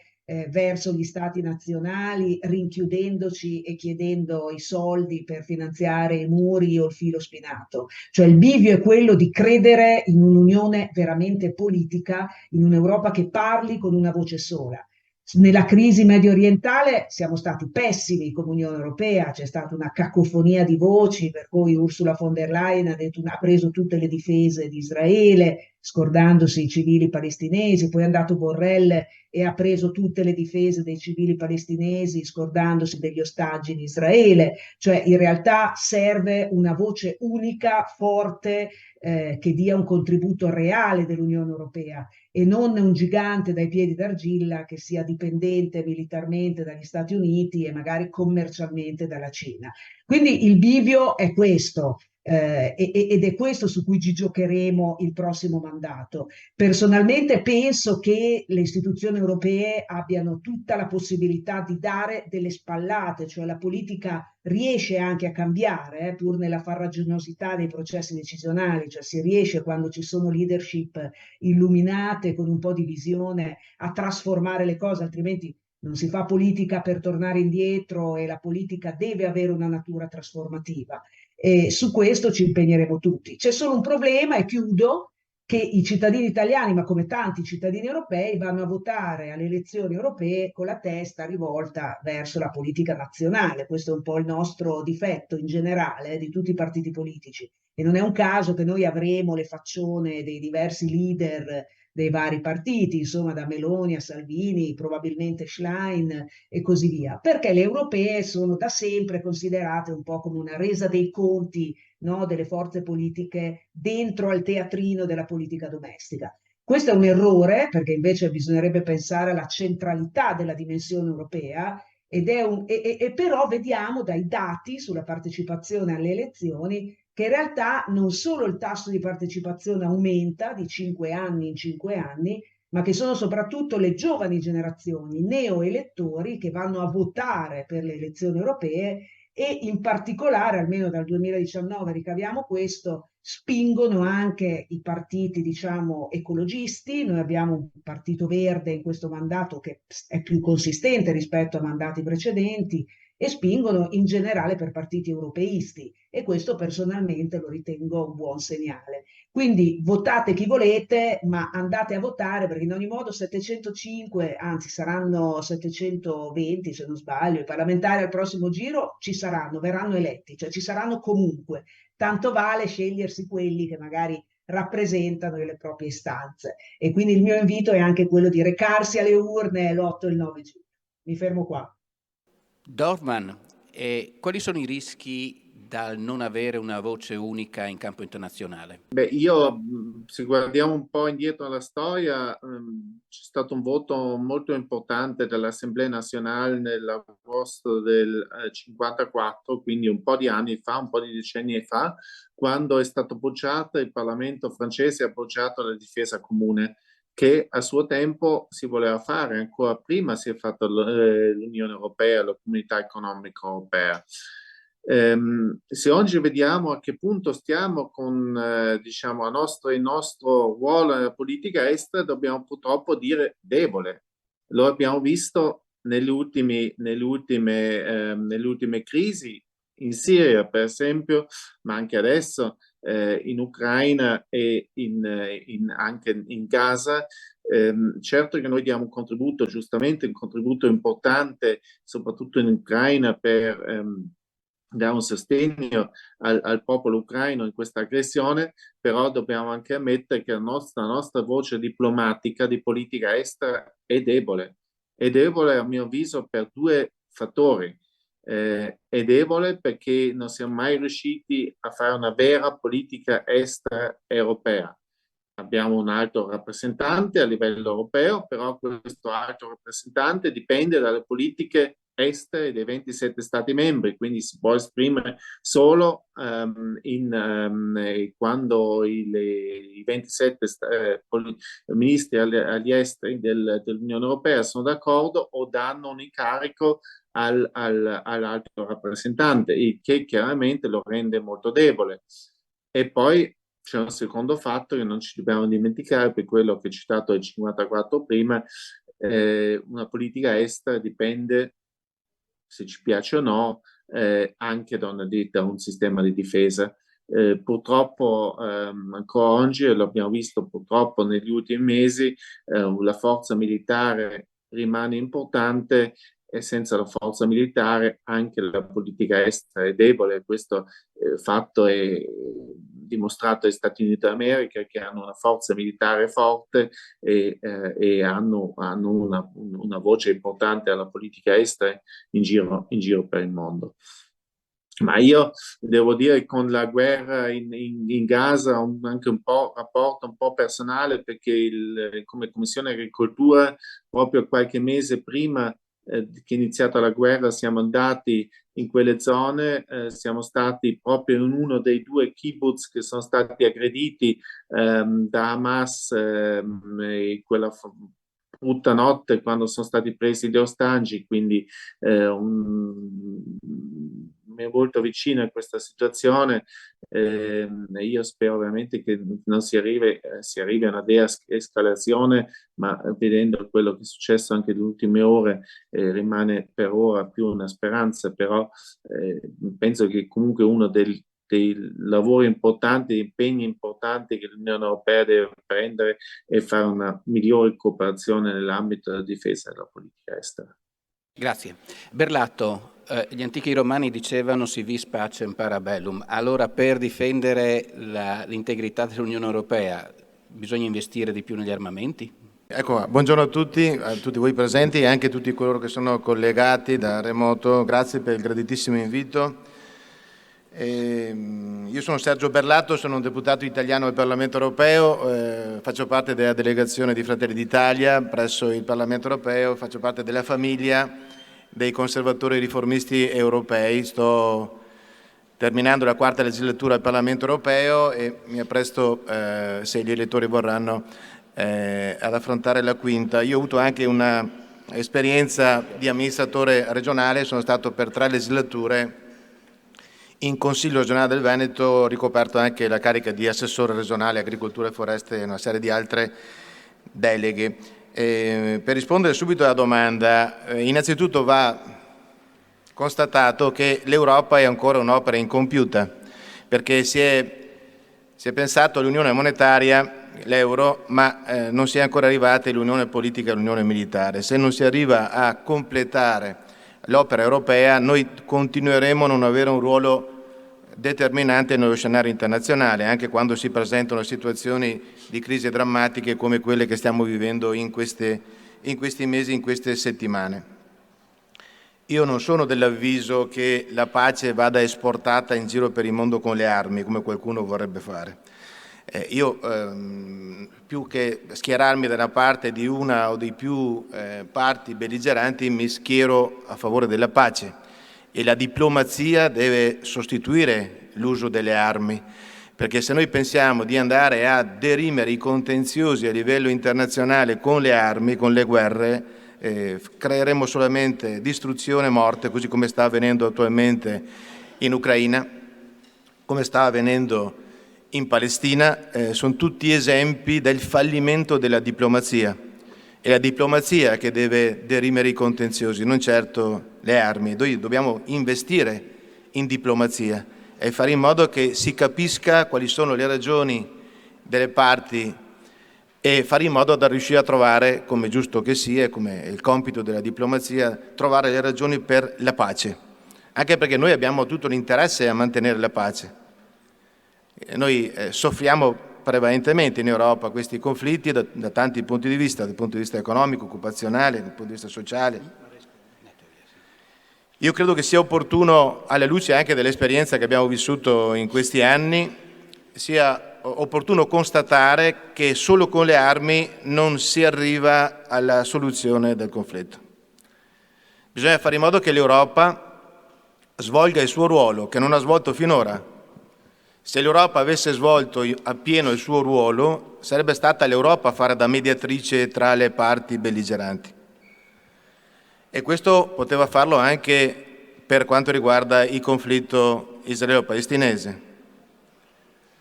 Alle volte vengono prese delle decisioni a livello politico, ma poi non si dà attuazione. In Palestina già da molto tempo basterebbe attuare 2 risoluzioni dell'ONU che prevedono 2 popoli, 2 stati. Fino a che non si arriverà a 2 popoli, 2 stati, continueremo a vedere quell'area martoriata, vittima di una serie di iniziative. Io guardate, come ho condannato in maniera ferma e determinata l'aggressione di Hamas ai primi di ottobre, ho anche detto immediatamente che non è possibile continuare a constatare che il popolo palestinese viene tenuto in condizioni disumane da molti decenni, e in quelle condizioni disumane poi fiorisce il terrorismo, poi fioriscono una serie di posizioni che alimentano solo odio, morte, e non certo favoriscono la pace. Stessa identica cosa per quanto riguarda il conflitto in Ucraina. Il conflitto in Ucraina non doveva neppure scoppiare se l'Europa avesse fatto la sua parte. Invece è scoppiato, ma non è scoppiato 2 anni fa il conflitto in Ucraina, al di là delle aggressioni che abbiamo tutti condannato.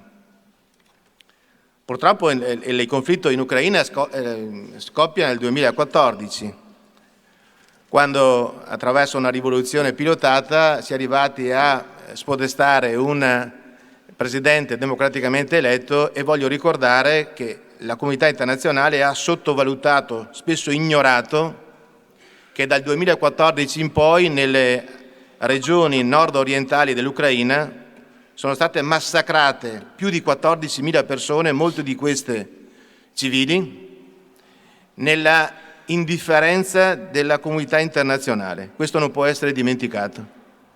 Allora bisogna, al di là di schierarsi da una parte o dall'altra, ognuno si è schierato in maniera palese, io credo sia determinante che riusciamo a capire le ragioni che hanno portato a quel conflitto e a dare finalmente spazio alla diplomazia e far tacere le armi. C'è chi dice vabbè, muoiono dei soldati. Non è così, muoiono tantissime persone, muoiono anche civili, ma muoiono anche soldati, persone che hanno un uniforme di colore diverso, ragazze di 18, 19, 20 anni che si stanno massacrando perché la diplomazia non ha fatto il suo lavoro. Questo è quanto. Allora io credo sia importante che adesso acceleriamo. Io spero che con la prossima legislatura ci sia la consapevolezza di dover ultimare la costruzione dell'Europa, quindi non solo unione monetaria ma anche politica e anche militare, perché in questo modo l'Europa farà prima di tutto gli interessi degli europei e non, come troppo spesso avviene, gli interessi di altre superpotenze. Noi non possiamo essere il cane da guardia o l'esecutore di volontà che vanno ben lontano dai confini europei, partono da altre situazioni. Quindi questo è quanto. Io so che è più comodo schierarsi con la propaganda che da tanto tempo viene utilizzata, quindi i cattivi tutti da una parte e i buoni tutti dall'altra.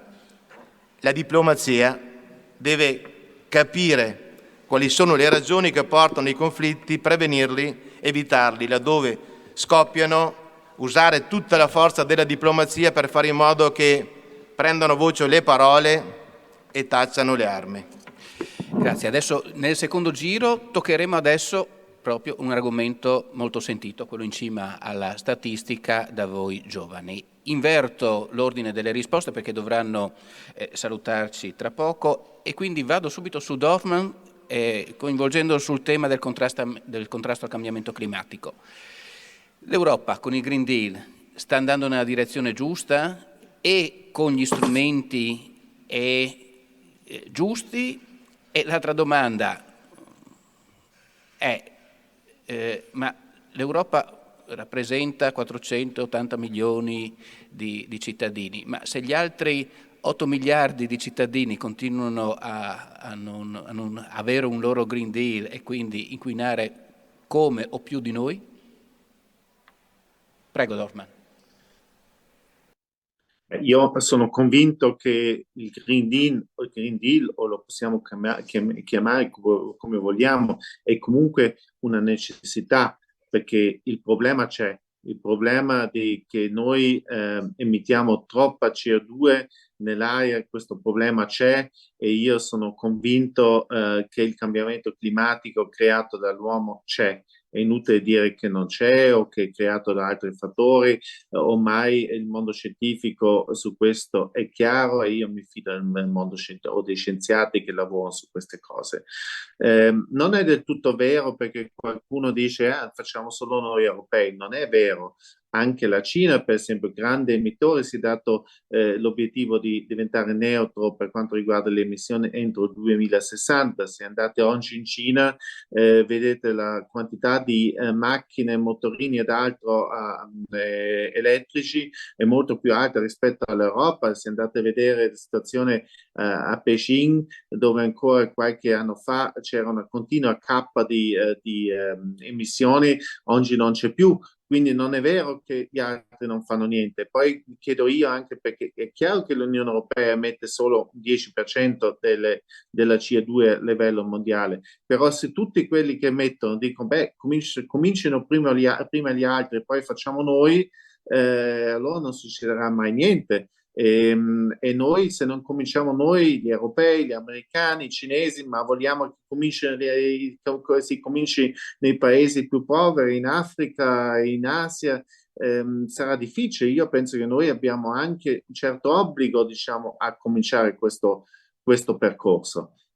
Abbiamo fatto in questa legislatura tutta una serie di regolamenti che devono portare all'obiettivo, e l'obiettivo è quello di ridurre del 55% le emissioni entro questo decennio per diventare neutri per quanto riguarda le emissioni e assorzioni entro il 2050.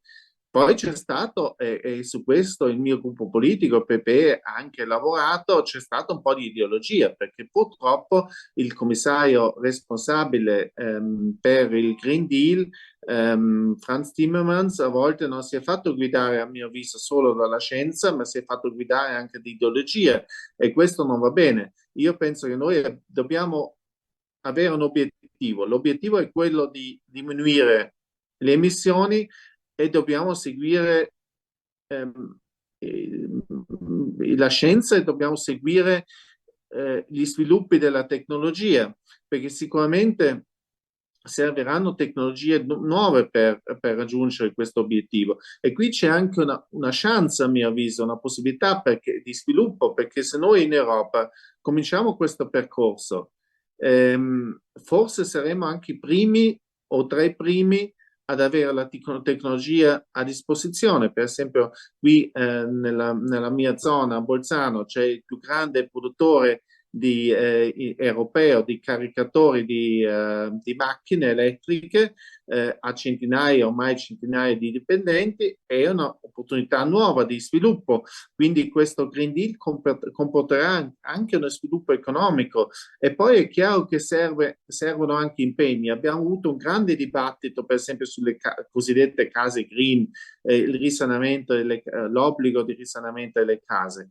Io ho votato a favore, perché io penso che nei prossimi 17 anni, 16 anni, perché gli obblighi devono essere fatti entro il 2040, nei prossimi 16 anni ci sarà una necessità di diciamo, diminuire le emissioni o il consumo energetico delle case, sapendo che oggi un terzo dell'energia totale, cioè un terzo di tutta l'energia in Europa, viene utilizzata per riscaldare e raffreddare case. Quindi se noi vogliamo diminuire le emissioni di CO2, è chiaro che dobbiamo lavorare anche su questo terzo, diminuire anche qui le emissioni, sapendo che crea anche diciamo, un carico per certe famiglie, però come detto il periodo è lungo, cioè io ho un po' l'impressione a volte sono tutti a favore della lotta contro il cambiamento climatico, però quando c'è da fare qualcosa tutti dicono no, io no, dobbiamo tutti renderci conto che dobbiamo anche partecipare. Ultima cosa che io mi piace sempre citare, il food waste, cioè lo spreco di prodotti alimentari. Noi un terzo dei prodotti alimentari prodotti in Europa li buttiamo via, non vengono mai utilizzati per nutrire una persona. Questo è un grande spreco di risorse, un grande spreco anche di CO2. E qui possiamo tutti collaborare un po' con un buon senso, con l'idea che il mangiare non si butta via, si potrebbe dare un grande contributo. Quindi oltre alla tecnologia, oltre agli sviluppi della scienza, servirà anche diciamo una presa di coscienza, per dire così, di tutti noi. Dobbiamo renderci conto di qualche abitudine che abbiamo nella nostra vita dovremmo cambiare. Gualmini, tutto bene le case green, bene le auto elettriche, ma scusi, io non ho i soldi per cambiare la Golf 1600 turbo diesel, come faccio? Allora, le rispondo con molta chiarezza, ma intanto appunto, prima non mi sono presentata, sono Elisabetta Gualmini, io faccio parte del Partito Democratico, sono al primo mandato e mi candido per il secondo nel gruppo dei socialisti e democratici. Ci tengo però per onestà intellettuale a fare una piccola premessa, perché insomma, dobbiamo essere tutti molto insomma, veri e sinceri anche davanti agli studenti. Io non condivido il fatto che l'Europa sia incapace di appunto un'azione diplomatica e che se ci fossero state le condizioni l'Europa avrebbe potuto intervenire in Ucraina o fare altro. Il punto è che non è una questione di volontà dell'Europa, il punto è qual è la visione di Europa che i gruppi politici e i governi promuovono nell'Unione Europea. Cioè c'è una distinzione molto netta nei gruppi politici tra chi crede in un'unione politica più forte che implica una cessione di sovranità, cioè di competenze dagli stati nazionali a Bruxelles a livello europeo e quindi vuole una Unione Europea molto più integrata, e chi invece fino a poco tempo fa diceva appunto di uscire dall'euro, di uscire dall'Unione Europea, e chi invece ha in mente una visione minima dell'Europa. Vediamo cartelli un po' ovunque con scritto più Italia, meno Europa, cioè ha in mente un'Europa un po' come vigile urbano di competenze che tornano agli stati nazionali. Quindi il punto è, noi remiamo tutti nella stessa direzione per avere una politica estera di sicurezza più forte, per avere un'Unione Europea più integrata o no? Mi pare che oggi ci siano profonde differenze su questo punto e quindi poi spetterà all'elettore ovviamente fare le sue scelte. Ciò detto, ha ragione Dorfman quando dice che bisogna smetterla, mi scuso ma io parlo molto direttamente, con la storiella che l'Europa fa i compiti a casa mentre tutti gli altri paesi inquinano, perché non è vero.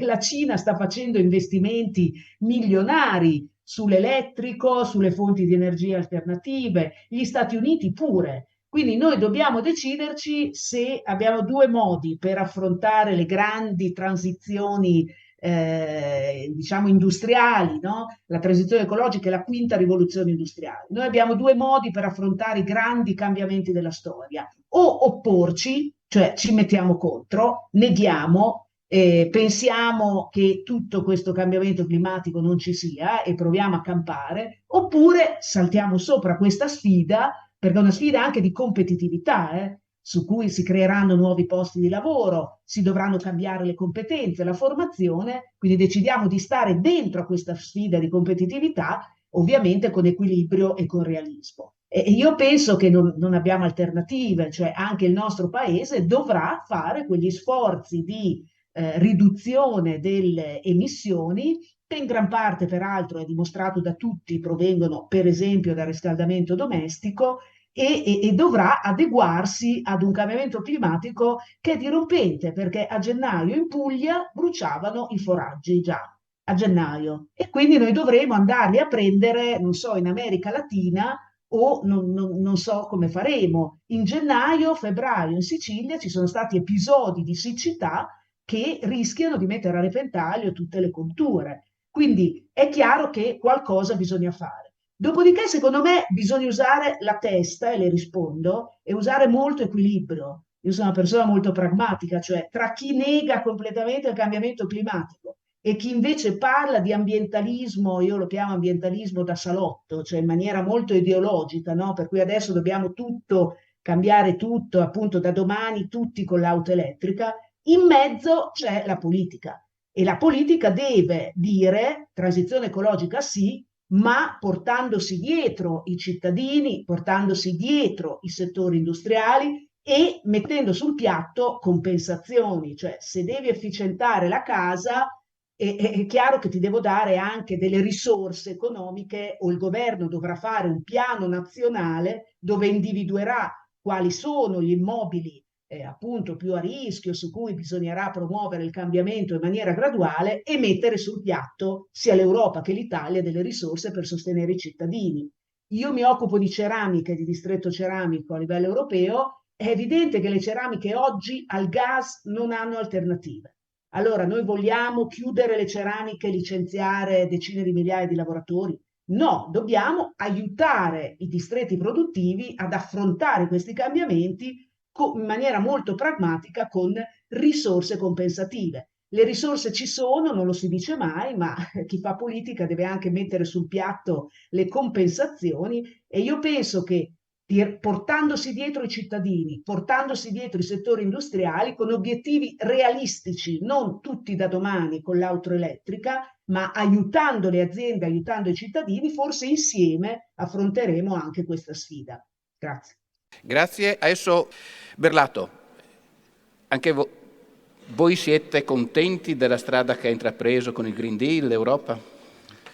Ma guardate, in Europa ci si confronta, spesso ci si confronta anche su delle posizioni che sono molto distanti tra di loro, e poi è frutto della politica, il compito della politica è trovare mediazioni.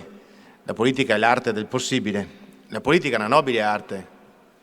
Non tutti quelli che fanno politica sono altrettanto nobili, perché alle volte in Europa non ci si confronta solamente sulle idee, ma in Europa si confrontano anche interessi che sono diametralmente opposti tra di loro, e bisogna riuscire a trovare delle soluzioni che tengono in considerazione le esigenze di tutti, non solo le esigenze di coloro che hanno un approccio teorico delle questioni.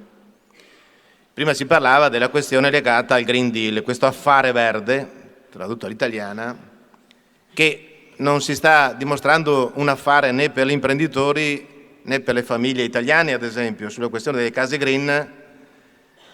Bene la volontà di rispettare l'ambiente, bene quando tutti insieme ci uniamo per ridurre il più possibile l'inquinamento, ma pensare all'anidride carbonica come a un elemento inquinante credo che ci stiano raccontando una cosa diversa. Quando eravamo giovani ci raccontavano che l'anidride carbonica veniva utilizzata dalle piante e attraverso la fotosintesi clorofiliana tradotto poi in ossigeno. Non il sottoscritto, ma eminenti Nobel a livello mondiale, ma anche di casa nostra, Carlo Rubbia, Antonino Zichichi, ci spiegano da tanto tempo che i cambiamenti climatici sono sempre avvenuti e avverranno sempre, perché è nella natura del nostro pianeta avere continui cambiamenti climatici che non si misurano nell'arco di 50 anni, ma si misurano nell'arco dei secoli. Questi eminenti scienziati in tutto il mondo ci dicono che i cambiamenti climatici sono causati prevalentemente dall'attività solare e a seconda dell'intensificarsi dell'attività solare questo produce effetti anche sul nostro pianeta. Quindi se noi vogliamo affrontare queste questioni con pragmaticità, dobbiamo capire che il Green Deal, che è stato affrontato con un approccio ideologico, può portare degli effetti anche diametralmente opposti a quelli desiderati. Case green, bello perché così facciamo in modo che le nostre case siano green e vengano ridotti o abbattuti notevolmente le emissioni di CO2. Però attenzione, case green significa che i proprietari delle abitazioni, e noi in Italia abbiamo l'80% degli italiani che sono proprietari di abitazioni, la nostra cultura che ci porta a investire sul mattone, sono chiamati a sborsare di tasca propria dai 50 ai 60 mila euro per fare in modo da cambiare l'isolamento, cambiare gli infissi, le caldaie e quant'altro, e questo per arrivare, dal 2030, arrivare a una forte riduzione delle emissioni di CO2. Questo cosa comporta il fatto? Ci sono tantissime persone che hanno ereditato la propria abitazione dai padri o dai genitori o dai nonni e spesso non hanno neppure un reddito adeguato per garantire a se stessi e alla loro famiglia un'esistenza dignitosa. Come potranno fare queste persone a tirar fuori di tasca propria 50-60 mila euro per trasformare la propria abitazione in abitazione green? Qualcuno dice io non ho i soldi per fare questo. Se l'Europa vuole le case green, l'Europa deve tirare fuori i soldi e non farli tirare fuori i cittadini di tasca propria per arrivare a questo tipo di efficientamento energetico. Allora la questione è una sola: per chi non si adegua a questo tipo di imposizione da parte dell'integralismo animale ambientalista, vede la propria abitazione uscire dal mercato, perché la propria abitazione non può essere più né venduta né affittata, e questo si traduce in un esproprio nei confronti di cittadini che hanno le loro proprietà, che in questo modo vengono messe a repentaglio. Guardate, l'altra scelta di eliminare entro il 2035 il divieto di immatricolazione di tutti i motori benzina e diesel per affidarci unicamente all'elettrico, e dicendo che la Cina ad esempio sta investendo molto sull'elettrico, e credo bene. Attualmente il 90% del mercato mondiale delle batterie elettriche è nelle mani della Cina, più dell'80% delle terre rare è in mano della Cina, ed è evidente che loro investono molto in questo settore, dove saranno fortemente competitivi e arriveranno addirittura ad avere il monopolio. Ma noi, al di là delle ideologie, dobbiamo avere la capacità e il coraggio di fermarci ogni tanto e chiederci se la direzione in cui stiamo andando è una direzione che abbiamo scelto noi di intraprendere, oppure se qualcuno ci sta spingendo in una direzione che comporterà effetti negativi. Guardate, altre due cose, non voglio abusare della vostra, ma per la questione del Green Deal. Considerando che quando i cinesi ci daranno le batterie, ce le daranno alle loro condizioni e magari dicendoci: guardate che le nostre batterie funzionano meglio con le auto cinesi.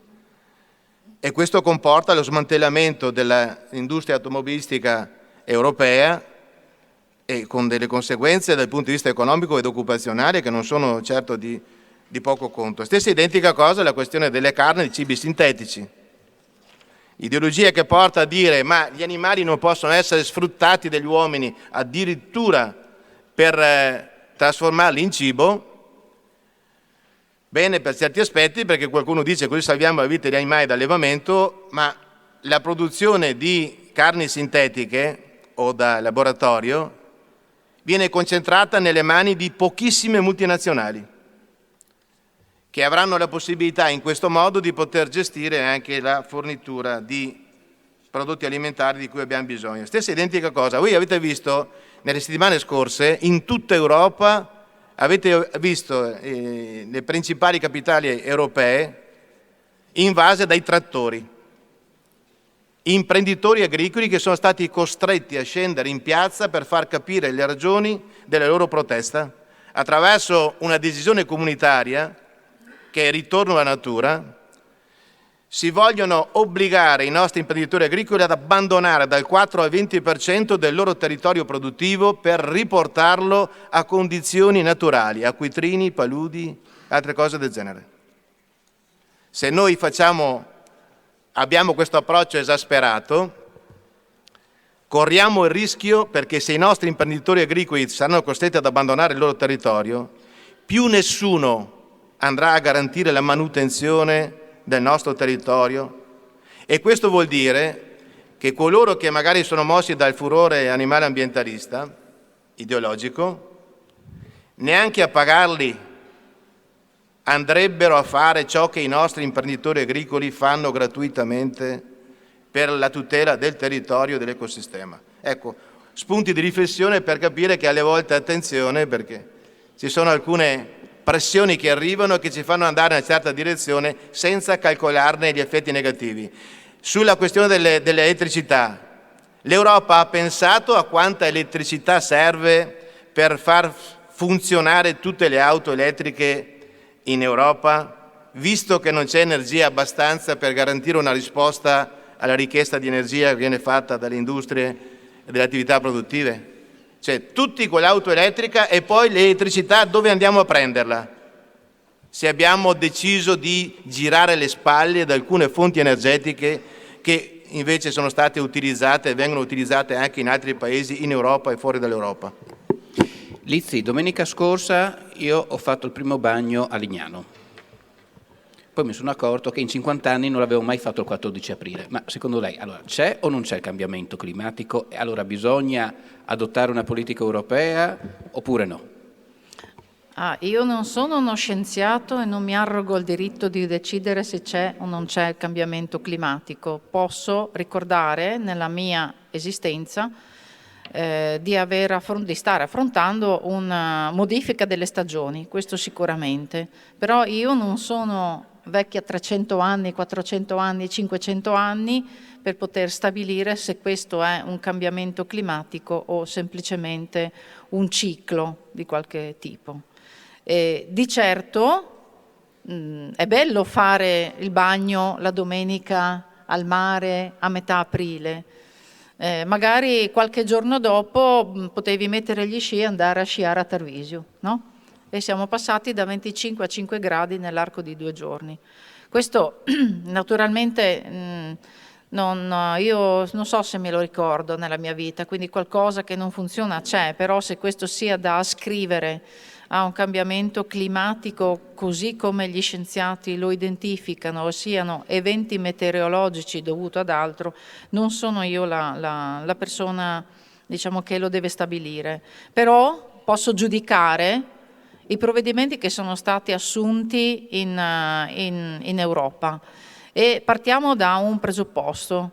Io che rappresento la Lega, non ho sostenuto la votazione, l'elezione della Presidente von der Leyen a Presidente della Commissione europea, perché il nostro gruppo ha reputato fin dall'inizio che l'agenda che si stava prospettando all'epoca, l'agenda politica, sarebbe stata ad un impatto troppo elevato per la vita dei nostri cittadini. Quindi non negando magari in certi momenti l'attenzione che è necessario avere, perché insomma abbiamo visto alcuni eventi, non voglio ricordare Vaia, ma insomma ci sono state anche altre cose, no?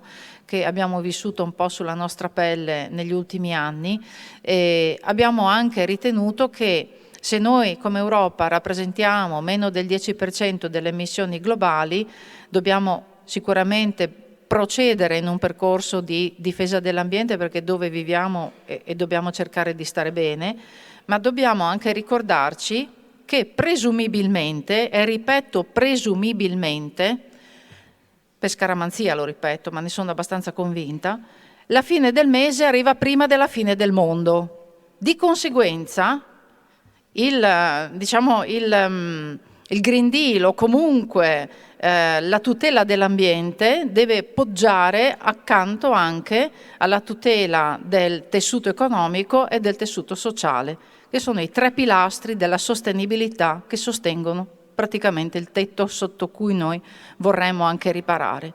Di conseguenza, ripeto, noi non abbiamo sostenuto la maggioranza che poi ha messo in campo una serie di iniziative legislative che abbiamo molto spesso contestato, e contestandolo abbiamo fatto anche delle proposte di modifica, di solito, di richiesta di cambiamento, soprattutto per quanto riguarda la tempistica, prima di tutto, e secondariamente, ma non per minore importanza, ma perché diciamo è un di cui, perché volevamo capire quale impatto avrebbe avuto ogni singolo provvedimento, regolamento, direttiva o altro sulla vita dei cittadini, delle famiglie, del loro lavoro, della loro salute, della condizione di vita. Allora, per dire, sono stati citati la direttiva Case Green, che è stata uno dei nostri cavalli di battaglia come Lega, no? Ma anche le nostre denunce rispetto ai provvedimenti sulle automobili. Abbiamo da sempre detto che ci stiamo consegnando sostanzialmente a un'altra superpotenza, ma fino a più recentemente la proposta Euro 7. Si sta discutendo anche, anzi abbiamo già discusso, del packaging su rifiuti di imballaggio. Li leggo un po' perché altrimenti a memoria tutti non è neanche carino. Rischio di dimenticarmi alcune, perché queste sono, diciamo, le misure che voi forse avete più magari nelle orecchie sentito nominare, ma ci sono anche dei regolamenti, dei provvedimenti che vanno a colpire direttamente le aziende produttrici, per esempio il meccanismo di adeguamento al confine per il carbonio, oppure il regolamento sull'industria zero emissioni nette. Non è così facile, diciamo, porci nella condizione di dire non vogliamo questo tipo di misure, ma quando l'abbiamo fatto dicendo non è che non ci piace difendere l'ambiente, vorremmo avere delle misure che fossero sostenibili, anche perché poi com'è che funziona in Europa? È che diciamo il Parlamento, la Commissione, i triloghi famosi, no? Con il Consiglio dei capi di Stato e di Governo decidono un determinato orientamento, normativa, regolamento, tutto quello che volete, e poi dopo consegnano questi obblighi, questi compiti per casa agli Stati membri che devono applicarli, e qui entra in ballo il ruolo dello Stato membro e l'applicazione della norma che diciamo, ha effetto immediato sulle famiglie. Allora, quando i colleghi parlano, diciamo, degli obblighi del Green Deal e fanno riferimento alla casa o alla macchina, io dico anche che, per esempio, una delle conseguenze immediate dell'approvazione della direttiva delle case, sulle case green, è anche che se la tua casa ieri valeva 100, da oggi vale 70, immediato. 30% minimo di svalutazione immediata, per il semplice fatto che la casa sia diciamo classificata diciamo, dell'ordinamento, no? dell'APE, dell'attestato di prestazione energetica, in una classe che preveda un intervento di almeno, diciamo, 2 livelli. E se tu in quel momento lì hai anche un mutuo su questa casa, la tua garanzia depositata sul mutuo va a ridursi ulteriormente, quindi la banca potrebbe anche chiamarti e dirti: caro amico, tu c'hai il mutuo, penso magari ai vostri genitori, perché voi siete troppo giovani per avere questi impegni, però i vostri genitori potrebbero ricevere la telefonata della banca e dice: caro amico, io ti ho dato 100.000 euro, ma la tua casa oggi vale 70, devi portare qua 30.000 euro di garanzie, se non di soldi, no? Tra le tante cose. In più su questo si aggiunge anche il fatto che corre e si presenta l'obbligo entro un determinato tempo di intervenire per adeguare al livello previsto dalla normativa la casa diciamo, al livello di efficienza energetica. Faccio un esempio, perché come questi se ne possono fare tanti su ogni provvedimento. Aggiungo un'altra cosa: quando tu emani un obiettivo con un termine temporale così breve, l'abbiamo visto con i provvedimenti sul 110%, cosa fai? Crei tanta domanda e conseguentemente nel momento in cui tu crei tanta domanda, i prezzi aumentano. E tu ti ritrovi, oltre che la svalutazione, l'impegno per mettere da parte i soldi o per indebitarti, per mettere, diciamo, a posto la casa, ad affrontare anche un mercato che ti pone dei prezzi che subiscono un'impennata. E magari cosa succede anche? Questo io mi rendo conto, forse è una prospettiva un po' troppo nera, però noi dobbiamo pensare, quando decidiamo delle cose per i cittadini, dobbiamo pensare alla peggiore ipotesi e tutelare i cittadini dalle peggiori ipotesi. Una delle prime domande che io ho fatto nel 2019 è di avere praticamente uno studio di valutazione di impatto sull'occupazione di queste misure del Green Deal.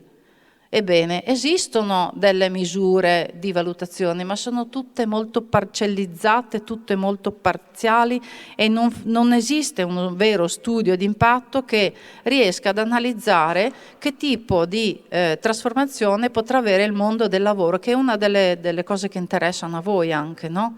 Ci dicono che ci saranno 20 milioni di nuovi posti di lavoro, non meglio identificati, ma ci dicono anche che andranno perse una serie di professionalità e di lavori. Quindi la domanda successiva è stata: ma noi come facciamo ad accompagnare al periodo della transizione, con un momento anche magari di deindustrializzazione, come è stato detto anche precedentemente, ad accompagnare anche le persone che devono riformarsi o cambiare la propria diciamo, capacità di lavoro, le proprie competenze, in modo tale da sostenere il periodo di cambiamento e magari affrontare anche le spese che devono essere fatte. Cioè, per farla breve, ma se durante questo periodo troppo breve io sono costretta a modificare, a cambiare diciamo, lo stile della casa, investire sulla macchina, ma magari perdo anche il posto di lavoro perché la mia azienda in cui lavoravo prima deve cambiare pelle, chiude perché non è più un ramo strategico, io dove vado a prendere i soldi per fare tutto quello che tu mi chiedi, Europa?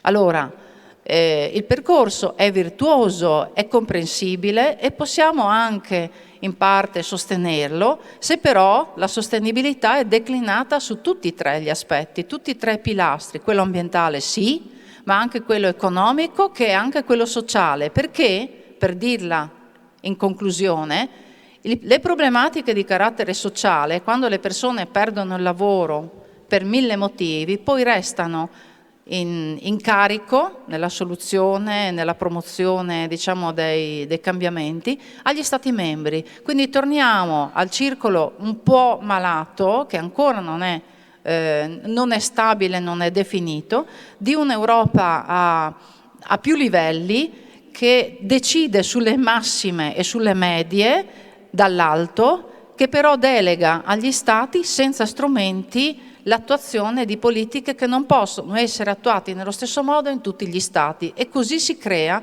disuguaglianza e non equità. Adesso apriamo un altro capitolo, invito tutti i partecipanti al dibattito a essere più sintetici nelle risposte, in maniera da riuscire a toccare tutti i temi possibili e anche a dare spazio alle domande degli studenti. Torniamo dalla Gualmini. So che aveva aveva chiesto una replica rispetto a quello che aveva ascoltato.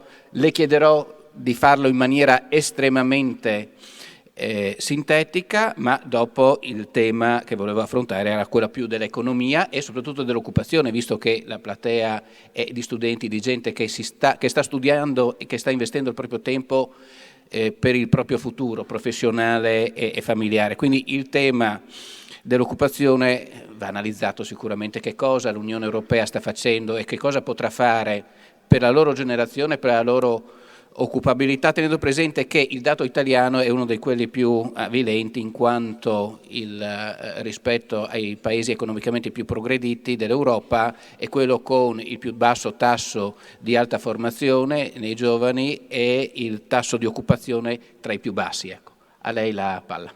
Innanzitutto sono state dette cose non vere, quindi mi corre l'obbligo di correggere quello che è stato detto, perché non è assolutamente vero che ad ogni cittadino verrà chiesto di tirare fuori 50-60 mila euro. Questo si chiama terrorismo o propaganda, perché l'ultimo atto che è uscito dal compromesso sulle case verdi, la faccio breve, non impone assolutamente alcun obbligo ai cittadini, ma dice agli stati di ragionare, identificare in un piano d'azione quali sono il gruppo, quale può essere il gruppo degli immobili da cui partire, e mette a disposizione fondi PNRR, Repower EU, i fondi di coesione, i fondi sulla transizione giusta, i fondi sul cambiamento climatico sociale, perché gli stati possano ovviamente dare risorse ai cittadini. Quindi bisogna ristabilire la verità, perché se facciamo terrorismo, insomma, io non ci posso stare a questo livello. Dopodiché spero che i ragazzi, che sono molto più intelligenti di noi, vadano, si documentino, guardino il finale di questa trattativa sulle case green e poi giudicheranno se sia meglio andare avanti con buonsenso, pragmatismo e fondi. Ricordo che l'Italia è il paese che ha avuto 200 miliardi di fondi PNRR, la cifra più alta in assoluto tra tutti gli stati europei, e prevede quella cifra anche un bel contenitore per efficientamento e transizione ecologica. Se invece si preferisce stare fermi così come si è, benissimo, e uno prenderà insomma la decisione che vuole, ma invito gli studenti a controllare i fatti, a fare un po' di fact checking. Ciò detto, parliamo di occupazione e lavoro precario. Io faccio parte della Commissione Affari Sociali e Lavoro, quindi ho curato la direttiva sul salario minimo in maniera indiretta e la direttiva sui lavoratori delle piattaforme in maniera diretta. Dico due parole su questo. Tra l'altro Elena Lizzi era relatore ombra per il suo gruppo politico e ha contribuito in maniera fattiva e positiva a questo provvedimento. Questo provvedimento riguarda oltre 30 milioni di lavoratori ed sono tutte le forme di lavoro intermediate da piattaforme digitali, quindi dai rider, che è una delle categorie che conosciamo molto bene, a chi si collega ad un'app e ti portano a casa la babysitter, piuttosto che l'infermiere, piuttosto che la badante o la lezione di inglese a tuo figlio. Quindi parliamo di una mole di lavoretti e lavori organizzati da piattaforme digitali che è in grandissima espansione. Il problema di queste categorie di lavoratori è che sono lavoratori molto vulnerabili, addirittura si stima che il tasso di vulnerabilità di un rider, facciamo un esempio che tutti capiscono, cioè la possibilità di affrontare spese impreviste, no? Andare dal dentista piuttosto che fare una visita medica specialistica, sia uguale a quella dei disoccupati, cioè di fatto è come se non avessero un lavoro, perché guadagnano da 3,50 € all'ora a 4 euro, quindi altro che lavoro precario e discontinuo. Per cui in questa direttiva noi diciamo che se le condizioni di lavoro oggettive rimandano al lavoro subordinato, ad esempio un rider che dipende in tutto e per tutto dall'algoritmo, per i turni, per la consegna della pizza, per i tempi, per le stellette che ti danno se sei stato bravo oppure no, eccetera, eccetera, si fa fatica a considerarlo un imprenditore nel pieno della sua libertà e indipendenza. È un lavoratore subordinato e ha diritto a tutele minime sul salario, sulle ferie e tutto ciò che riguarda appunto il lavoro dipendente. Se invece uno è veramente un lavoratore autonomo, va bene così e non succede nulla. E poi diciamo che gli algoritmi hanno bisogno di una regolazione nel mercato del lavoro. Non può essere che una supervisione umana, non può essere che si possa essere licenziati da un WhatsApp, negli Stati Uniti ormai è la norma, o addirittura come è successo in Italia, che un ragazzo morto durante una consegna perché è investito sia stato licenziato da un'email automatizzata 3 giorni dopo la morte, cioè sistema automatizzato che non si era accorto che il ragazzo era deceduto. E questo si chiama disumanizzazione del mercato del lavoro. Quindi abbiamo detto le decisioni più rilevanti, il licenziamento, le assunzioni, vengono affrontate, devono essere affrontate da una persona che ha 2 gambe, 2 mani e possibilmente una testa, non da macchine. Poi chiediamo trasparenza, chiediamo alle multinazionali, Glovo, Deliveroo, Uber, Bolt, chi più ne ha più ne metta, di denunciarsi, di dire dove lavorano, di dire dove occupano lavoratori, in quali stati, e non solo di stare nei paradisi fiscali in cui si può evadere il fisco e pagare appunto pochissime tasse. E poi promuoviamo appunto anche un controllo sull'uso dei dati, perché ormai noi cittadini siamo delle materie prime inesauribili, quindi da noi gli algoritmi estraggono dati inesauribili sui nostri gusti, sulle nostre preferenze, sul nostro orientamento religioso piuttosto che sessuale e così via. E quindi per la prima volta al mondo regoliamo gli algoritmi nel mercato del lavoro e proviamo a dare tutele a categorie di lavoratori che ne hanno poco. La direttiva sul salario minimo altrettanto importante, e chiudo dicendo che ci sono grandi sproporzioni in Europa. In Romania il salario medio è di 350 euro al mese, in Lussemburgo di 2250, quindi capite che non possiamo poi stupirci se le aziende delocalizzano o si trasferiscono. È importante che ci sia una maggiore armonizzazione dei livelli retributivi e su questo l'Europa può fare qualcosa e deve insistere per fare qualcosa. Mi fermo qua e purtroppo devo salutarvi e devo scappare. E ringrazio molto per questo invito. Grazie a lei. Buona giornata e buon lavoro. Dorfman è ancora collegato? Sì, sono ancora qui. Ecco, allora il problema è solo dei rider? No, perché qua immagino che stiano studiando non per inforcare una bicicletta e portare le pizze, ma stiano pensando a un futuro diverso. Che futuro può dargli l'Europa a questi giovani? Io sono convinto che ci sono momenti in vita lavorativa di una persona dove la flessibilità va benissimo e ci sono altri momenti dove a un lavoratore serve sicurezza. Per essere più preciso, io vedo per esempio a Bruxelles, quando sto a Bruxelles, se vado al supermercato nel pomeriggio verso la sera o se vado al bar di sera, sono tutti studenti universitari che lavorano lì, che lavorano per qualche ora perché è un paese che ha un mondo del lavoro molto flessibile e per uno studente che ha bisogno, forse studia all'università, ha bisogno di un po' di diciamo soldi aggiuntivi, lavorare per qualche ora nel pomeriggio gli va benissimo, quindi questo lavoro flessibile va benissimo. Quando una persona poi entra veramente nel mondo del lavoro, ha una famiglia, ha bisogno magari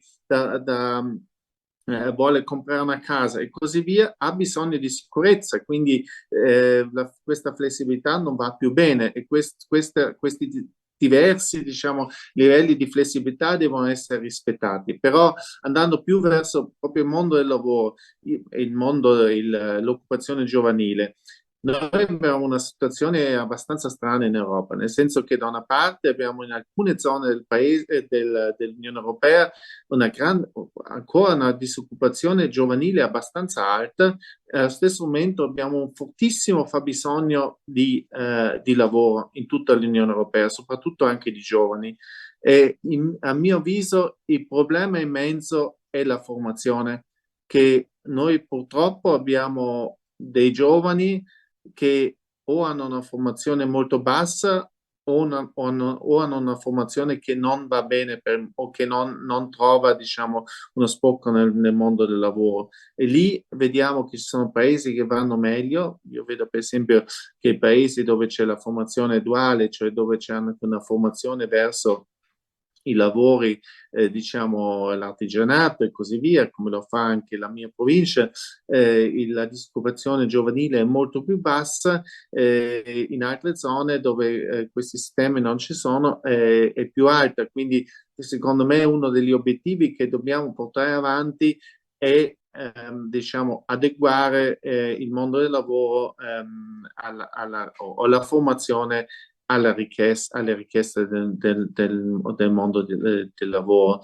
E poi c'è, se in alcune zone dell'Unione c'è ancora disoccupazione giovanile, in altri c'è una forte domanda di occupazione di persone, serve forse anche più flessibilità, e qui l'Unione Europea può fare tanto, può creare flessibilità anche temporale, cioè un giovane se va in un altro paese a lavorare per qualche mese, forse anche per qualche anno, impara forse una lingua, quindi sostenere questa flessibilità, questa mobilità anche del lavoro mi sembra importante, anche per la persona stessa, per il mercato del lavoro, e anche perché dobbiamo rendere conto che andiamo incontro a un'onda di pensionamenti negli anni a venire, perché tutti i baby boomer degli anni 50 e 60 andranno in pensione, e quelli che entrano nel mondo del lavoro sono molto meno, quindi ci sarà una forte richiesta, a mio avviso, di giovani preparati del mondo del lavoro degli anni a venire. Lizzi, non passa il giorno che c'è un industriale che si lamenta che non trova persone, ma allora è un problema di disoccupazione giovanile, è un problema che l'offerta e la domanda del mondo del lavoro non si incontra. E che cosa sta facendo l'Europa? E cosa potrebbe fare di più? C'è un po' di questo e un po' di quello, nel senso che, ecco, vi segnalo, magari se avete voglia ogni tanto, digitate www.eurostat.eu e lì potrete trovare molti dati che riguardano anche voi. Diciamo i dati sul grado di istruzione, sul grado di impiego, eccetera.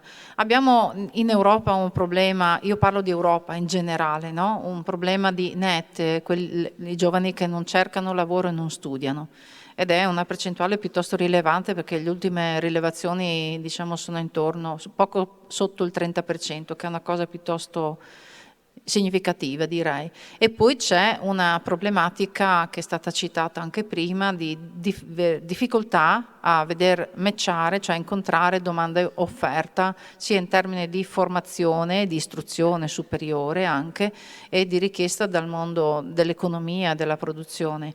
È un po' un cantiere, no? Si sta lavorando sullo spazio europeo dell'istruzione.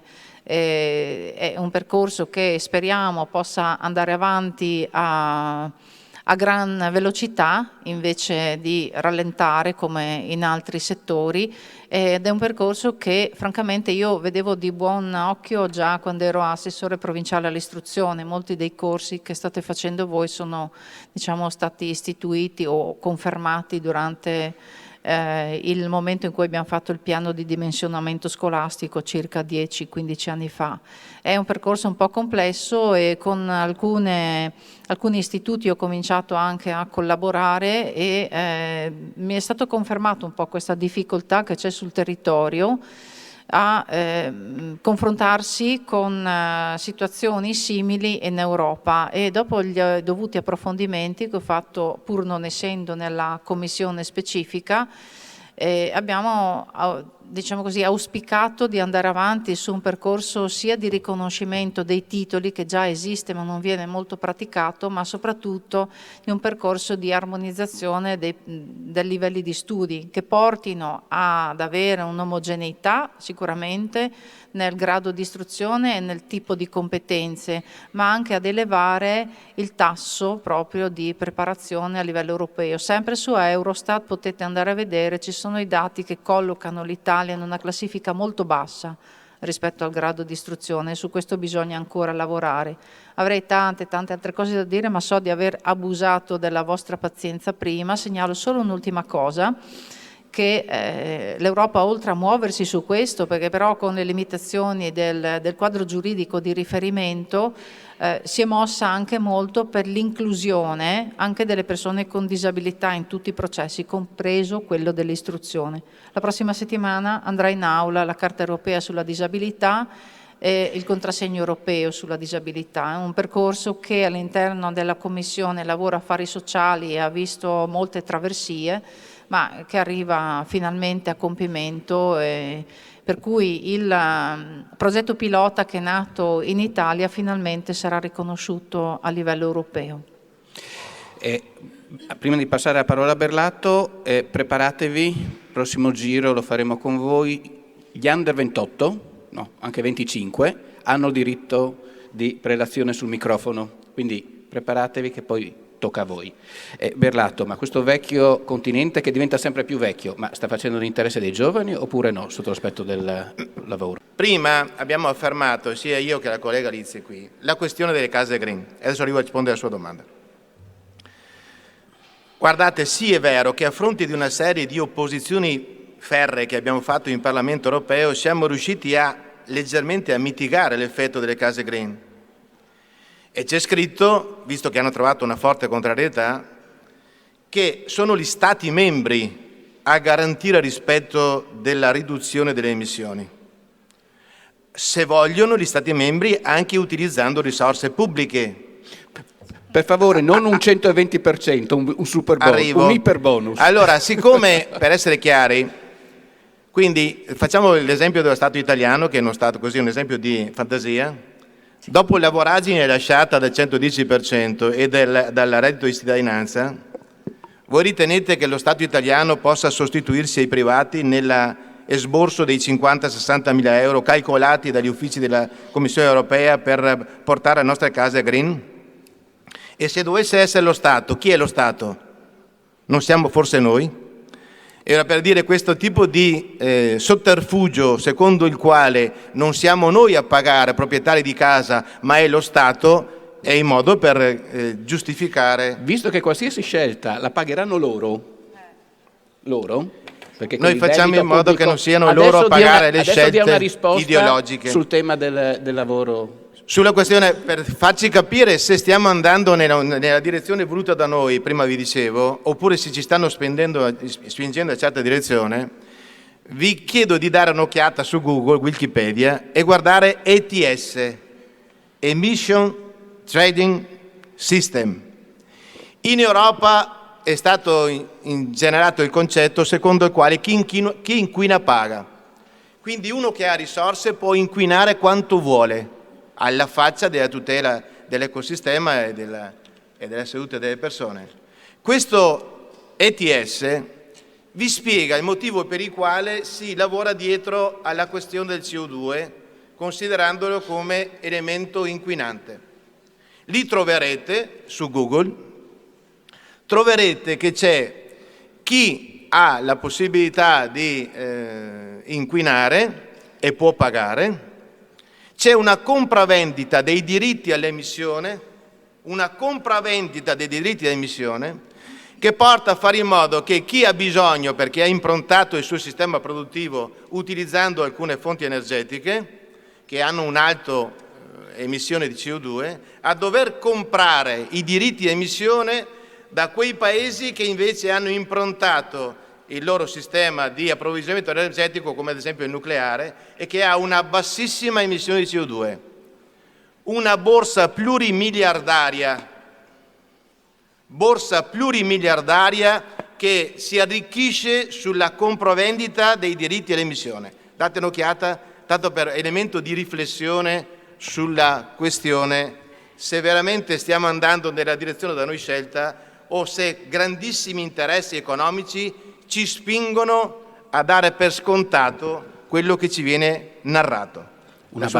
Una battuta sul lavoro dei giovani. Sul lavoro dei giovani. Beh, noi siamo qua anche perché qualcuno ci ha insegnato che noi nei giovani vediamo una parte di noi stessi che continua a vivere. C'è chi è materialista e che pensa che la sua esistenza finisca quando uno muore. io che non sono materialista, io vedo io ho figli, ho nipoti, ho 3 nipotini, e io vedo in loro una parte di me perché può continuare a vivere, e quindi anche nel nostro agire.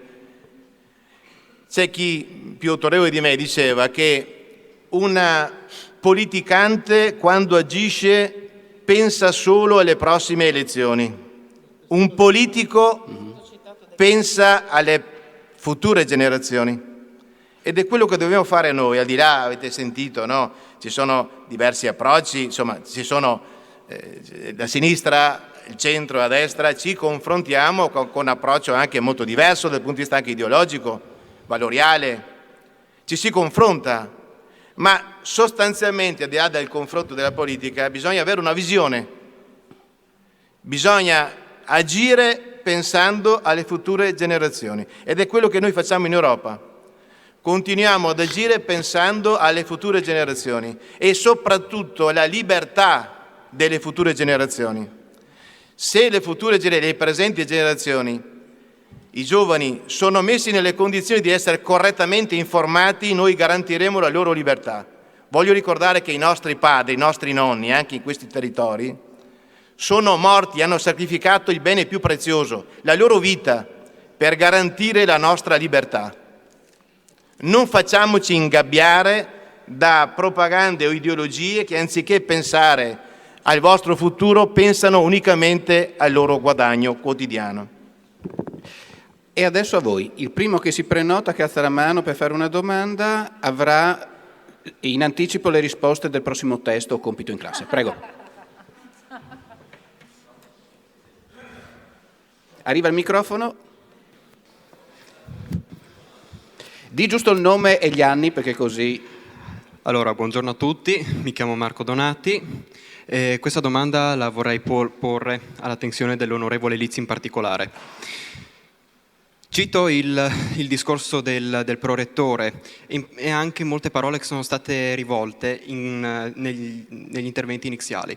Fondamentali e molto presenti sono state le parole di comunità, di aiuto. Sono i precetti, le basi su cui è nata questa Europa. Un'Europa nata per distruggere il fantasma che ha insanguinato tutto il Novecento, e questo fantasma è l'odio fra i popoli. Noi siamo riusciti a abbattere i muri e le frontiere, o meglio i confini che ci sono fra i nostri stati, però ne abbiamo alzati altri ad altri confini, precludendo i bisognosi di aiuto. Abbiamo invece che deciso di dar vita a politiche serie di integrazione, di accettazione del fenomeno delle migrazioni come naturale. Abbiamo deciso di finanziare dittatori come Erdogan, di finanziare milizie come quella libica, primo l'accordo Minniti ad esempio del 2017 se non ricordo male, e quello che vorrei chiedere ora è se il nuovo Parlamento europeo che si verrà a formare dopo il 9 giugno si propone di affrontare il tema delle migrazioni con pragmatismo e serietà accettandolo, o preferisce continuare a finanziare dittatori e milizie. Grazie. Quanti anni ha? 17. Posso? Grazie.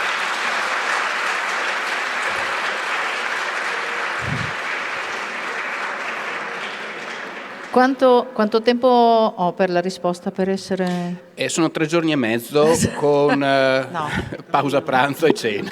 Cerco in 3 minuti. Grazie per la domanda. Risposta ANSA.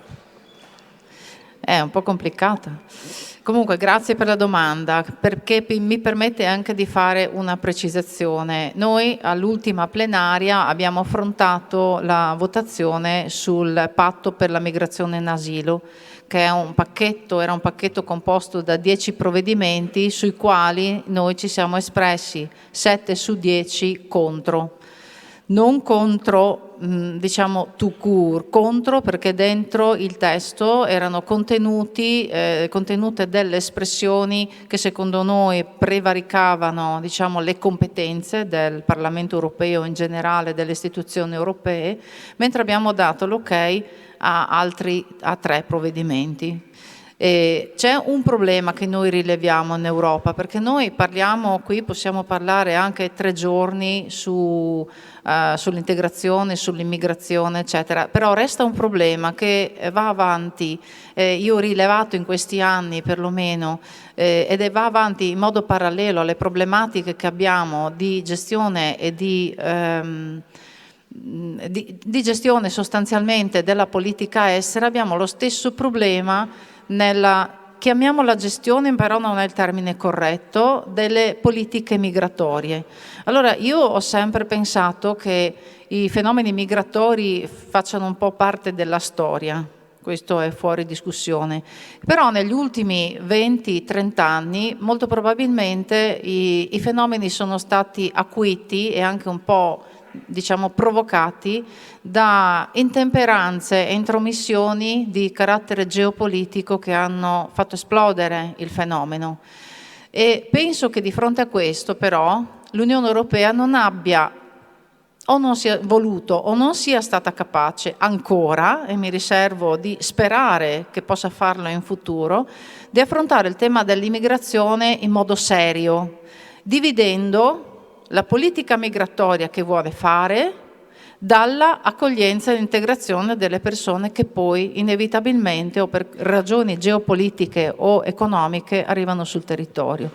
In questi 5 anni io non ho visto iniziative specifiche su questo tema, persino sul concetto di integrazione io non ho mai sentito né in aula né nessuna delle commissioni affrontare il tema in modo serio. Che tipo di integrazione vogliamo? Perché ci sono diversi tipi di integrazione, quindi che tipo di immigrazione vogliamo? Questo tema non è stato assolutamente affrontato, si è affrontato come una foglia di fico l'emergenza con questo patto per la migrazione e l'asilo che presuppone di risolvere un po' di problemi, in realtà ne risolve solo uno o uno e mezzo e anche malamente, e cercando di vendere questa iniziativa come se fosse una soluzione, e invece non è, perché non cambierà niente, cambieranno solo i tempi entro i quali una persona può chiedere sostanzialmente l'asilo.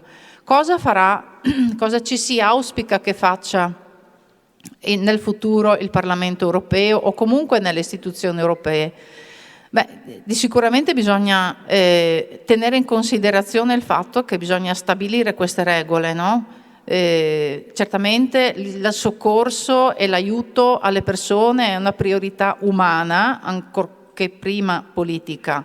Però se vogliamo continuare ad avere una credibilità internazionale dobbiamo anche stabilire delle regole che siano chiare, che siano condivise. Questo molto dipenderà probabilmente dal tipo di assetto che uscirà dalle elezioni, che come è stato ricordato prima è radicata o come poggia le basi sul metodo proporzionale. Se continuerà una maggioranza che regge da 45 anni sostanzialmente, continueranno a non risolvere il problema e gridare al lupo e basta, e puntando il dito contro chi gli fa presente che il problema va affrontato, oppure se le cose andranno diversamente, ci saranno delle composizioni diverse, ci saranno anche degli impegni politici diversi, che io spero siano veramente credibili, non come fino adesso, un po' foglie di fico, ecco. Ok. Chi altro? Così vediamo se distribuire un'altra domanda a un altro dei europarlamentari. Ecco qua. Facciamo rispondere o Berlato o Dorman. Grazie mille, salve. Mi chiamo Cristina, ho 19 anni e volevo rivolgermi ai signori deputati, onde evitare di dimenticarmi le domande, mi sono scritta un discorso. Non è intelligenza artificiale, no? Che l'ha scritto? No. Bene, No. È quella naturale, dai. Spero che non ci siano errori, però vabbè. Allora, avete mosso critiche verso le decisioni in merito al Green Deal e alle misure che l'Unione Europea sta prendendo per la questione del cambiamento climatico.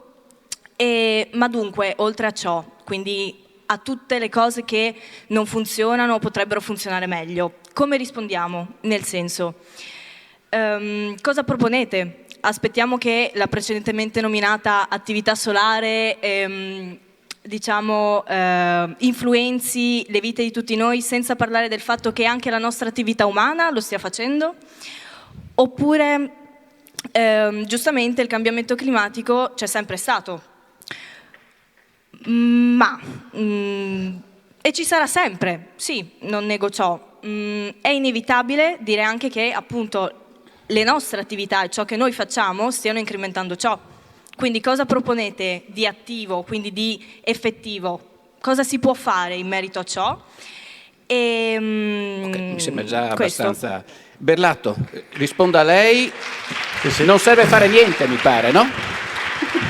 Guardate, proprio per non essere equivocati, perché altrimenti poi quando ci poniamo delle domande magari qualcuno ci classifica come negazionisti. Io non sono un negazionista, io ho detto, non ho mai negato i cambiamenti climatici, ma basta studiare un po' la storia e vedere che in epoca romana c'era una temperatura molto più alta di quella attuale e non c'erano le emissioni di CO2 da parte delle attività umane. Voglio ricordare Groenlandia, terra verde, attualmente coperta da ghiacci, era terra verde. Voglio ricordare che adesso in alcuni periodi in cui c'è un ritiro dei ghiacciai, sotto alcuni ghiacciai sono stati trovati insediamenti umani e ci si meraviglia di questo, ma se c'erano insediamenti umani vuol dire che lì ghiaccio non c'era. Allora, perché c'era anche il rinoceronte in Sicilia, ma non è per questo. C'era anche il rinoceronte in Sicilia, ma non per questo dobbiamo rimpiangerlo. Solo per dire che basta, perché prima dicevo, guardate che la questione, lo studio di cambiamenti climatici non va fatto nell'arco di 50 anni, ma nell'arco di secoli. Questo ci permette di constatare che c'erano cambiamenti climatici anche quando le attività umane erano molto, ridotte e comunque non tali da poter emettere. Il collegamento, ho fatto dei riferimenti ad alcuni scienziati, so che ci sono diversi punti di vista e io non parto mai dal presupposto di avere la verità in tasca, ma ammetto la mia ignoranza su tantissime cose e proprio per questo studio e mi avvalgo dello studio e dei pareri di persone che sono esperte. È un nostro compito, no? Come parlamentari europei noi dobbiamo avere non la capacità di parlare, che più o meno hanno tutti, ma dobbiamo avere l'umiltà di ascoltare.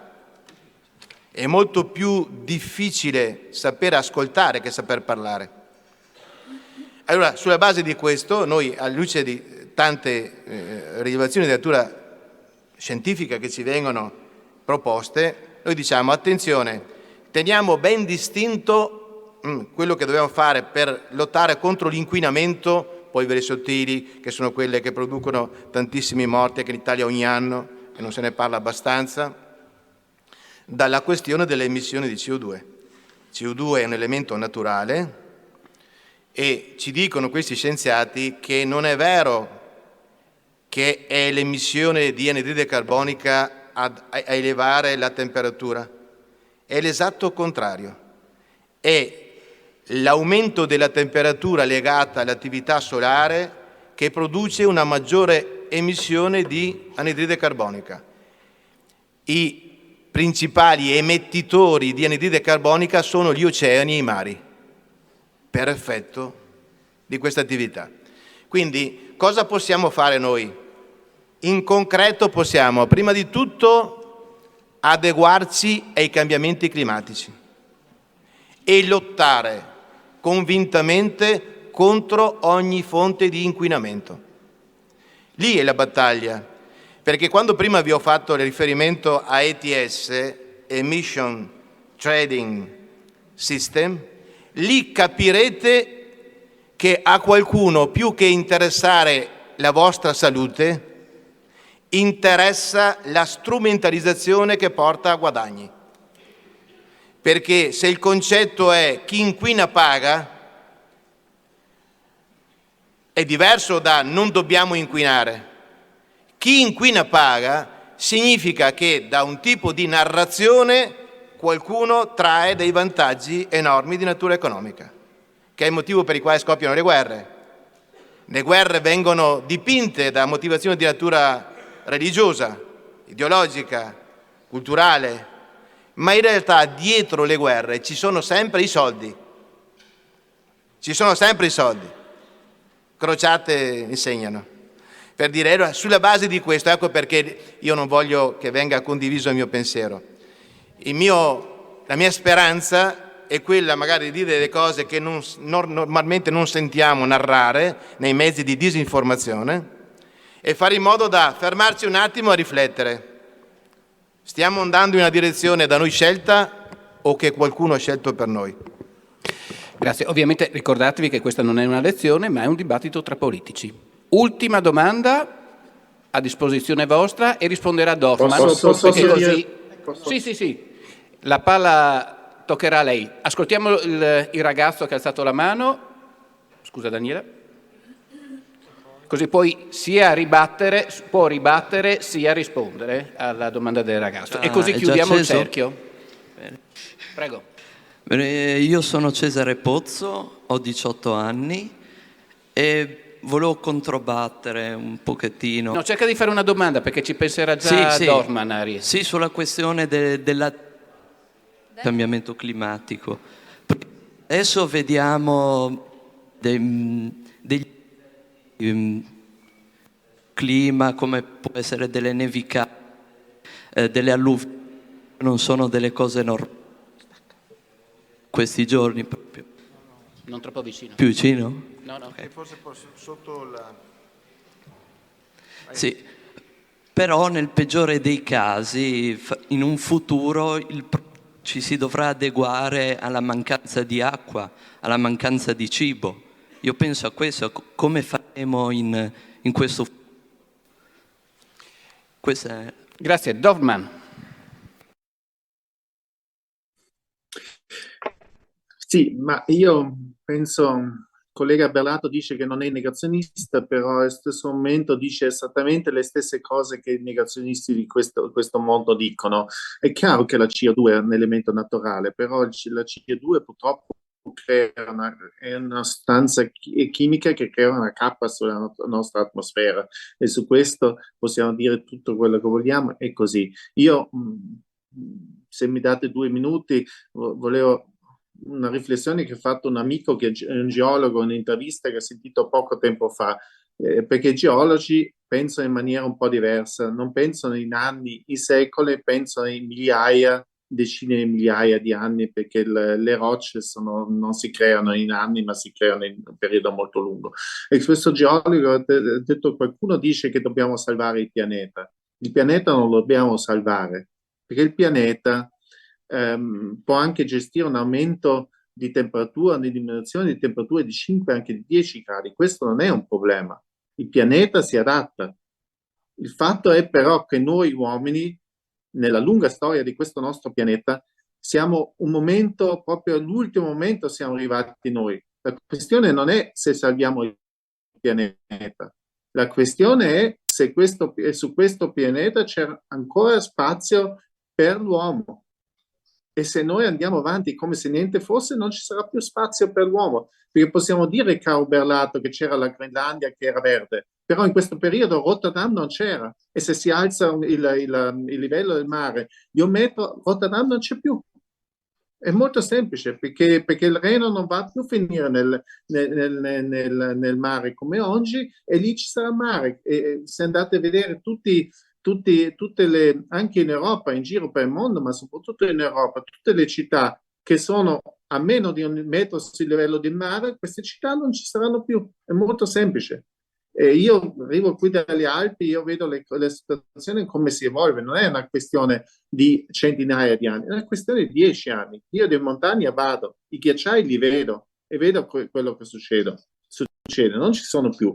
E poi, caro Berlato, non so se tu sai quando è stato introdotto l'ITS, non so se lo sai. E quando c'è l'ITS? Dal 2005.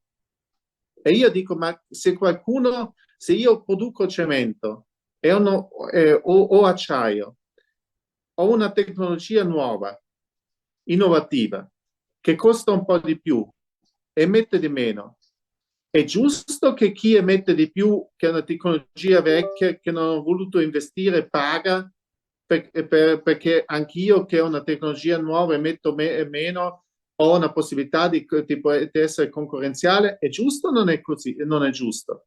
L'ITS c'è da 20 anni, da 19 anni. Ha funzionato benissimo in Europa. Quindi demonizzare adesso l'ITS è una roba assurda. Bisogna dire un po' la verità. Quindi è lo stesso sulle case verdi. È vero che la ristrutturazione di casa ha un costo, però anche l'energia ha un costo. Quindi cominciamo a dire quanto costa la ristrutturazione delle case e quanto costa l'energia che andiamo a risparmiare se le case saranno ristrutturate. Io preferisco non risparmiare soldi per non utilizzare idrocarburi, non utilizzare petrolio e gas. Quindi o facciamo qualcosa o se no su questo pianeta farà troppo caldo, forse non per noi, perché noi siamo arrivati a una certa età, andremo avanti quegli anni che ci mancano e poi vabbè, la natura farà quello che... Però io voglio che anche i miei figli e i miei nipoti su questa terra possano vivere, e se vogliamo che possano vivere non possiamo dire che è tutta una palla, che non si deve fare niente perché c'è più attività solare. Io non sono convinto di questo. Io penso che noi in politica dobbiamo essere responsabili, dobbiamo creare condizioni affinché ci sia anche un futuro positivo su questa terra. Grazie. Grazie a lei. Io ringrazio voi, spero che non sia stata creata troppa confusione, no? Ma perlomeno aver stuzzicato la vostra curiosità nel voler capire di più le cose, per poi essere informati e fare una scelta, la propria scelta, alle prossime elezioni europee. Ringrazio del ruolo che mi avete affidato e passo per le conclusioni la parola a Claudio Cresati. Grazie. Grazie a Rossano Cattivello, agli europarlamentari, sia quelli presenti fisicamente, sia quelli che si sono collegati da remoto. Avete visto che le opzioni politiche, le posizioni politiche sono diverse su tanti temi. Lo abbiamo potuto toccare con mano in modo chiaro.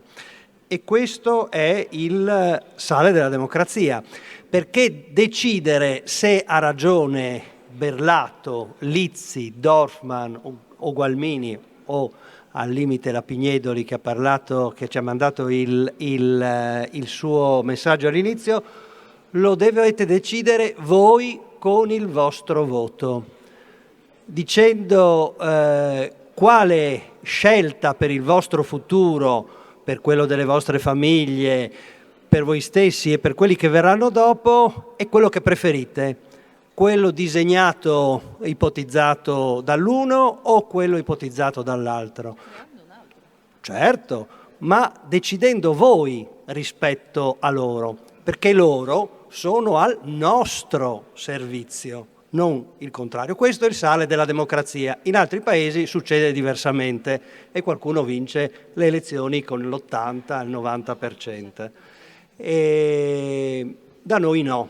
E il primo elemento che queste elezioni ci portano alla mente, come tutte le elezioni, è che è il popolo, che sono i cittadini che decidono. I cittadini che la pensano diversamente e attribuiscono ai partiti politici e ai loro candidati pesi e risultati diversi proprio in base alle scelte dei cittadini stessi. Questo è l'esercizio democratico che saremo chiamati a compiere l'8 e il 9 giugno prossimo, noi e tutti gli altri cittadini europei, perché come avete potuto comprendere le sfide che ci troviamo di fronte non possono essere affrontate a livello di singoli stati, ma richiedono almeno una dimensione europea, se non addirittura mondiale, perché singolarmente presi gli stati europei sono solo come, visto che siamo a scuola, i polli di Renzo. Vi ricordate? I capponi di Renzo che si beccano tra di loro mentre vengono portati a essere uccisi e mangiati. Se gli stati europei continueranno in questa dimensione, prima gli italiani, prima i tedeschi, prima i francesi faranno la fine dei polli di Renzo. Chiudo ringraziandovi nuovamente per la partecipazione. Due ultimi ringraziamenti, oltre a quelli che sono già stati fatti. Ringrazio non solo Europe Direct Carnia, ma anche la comunità montana della Carnia che ci ha supportato, e poi da ultimo lasciatemi ringraziare Daniela Catalini che ha organizzato questo e tante altre iniziative, e altre le toccherà di organizzare in futuro.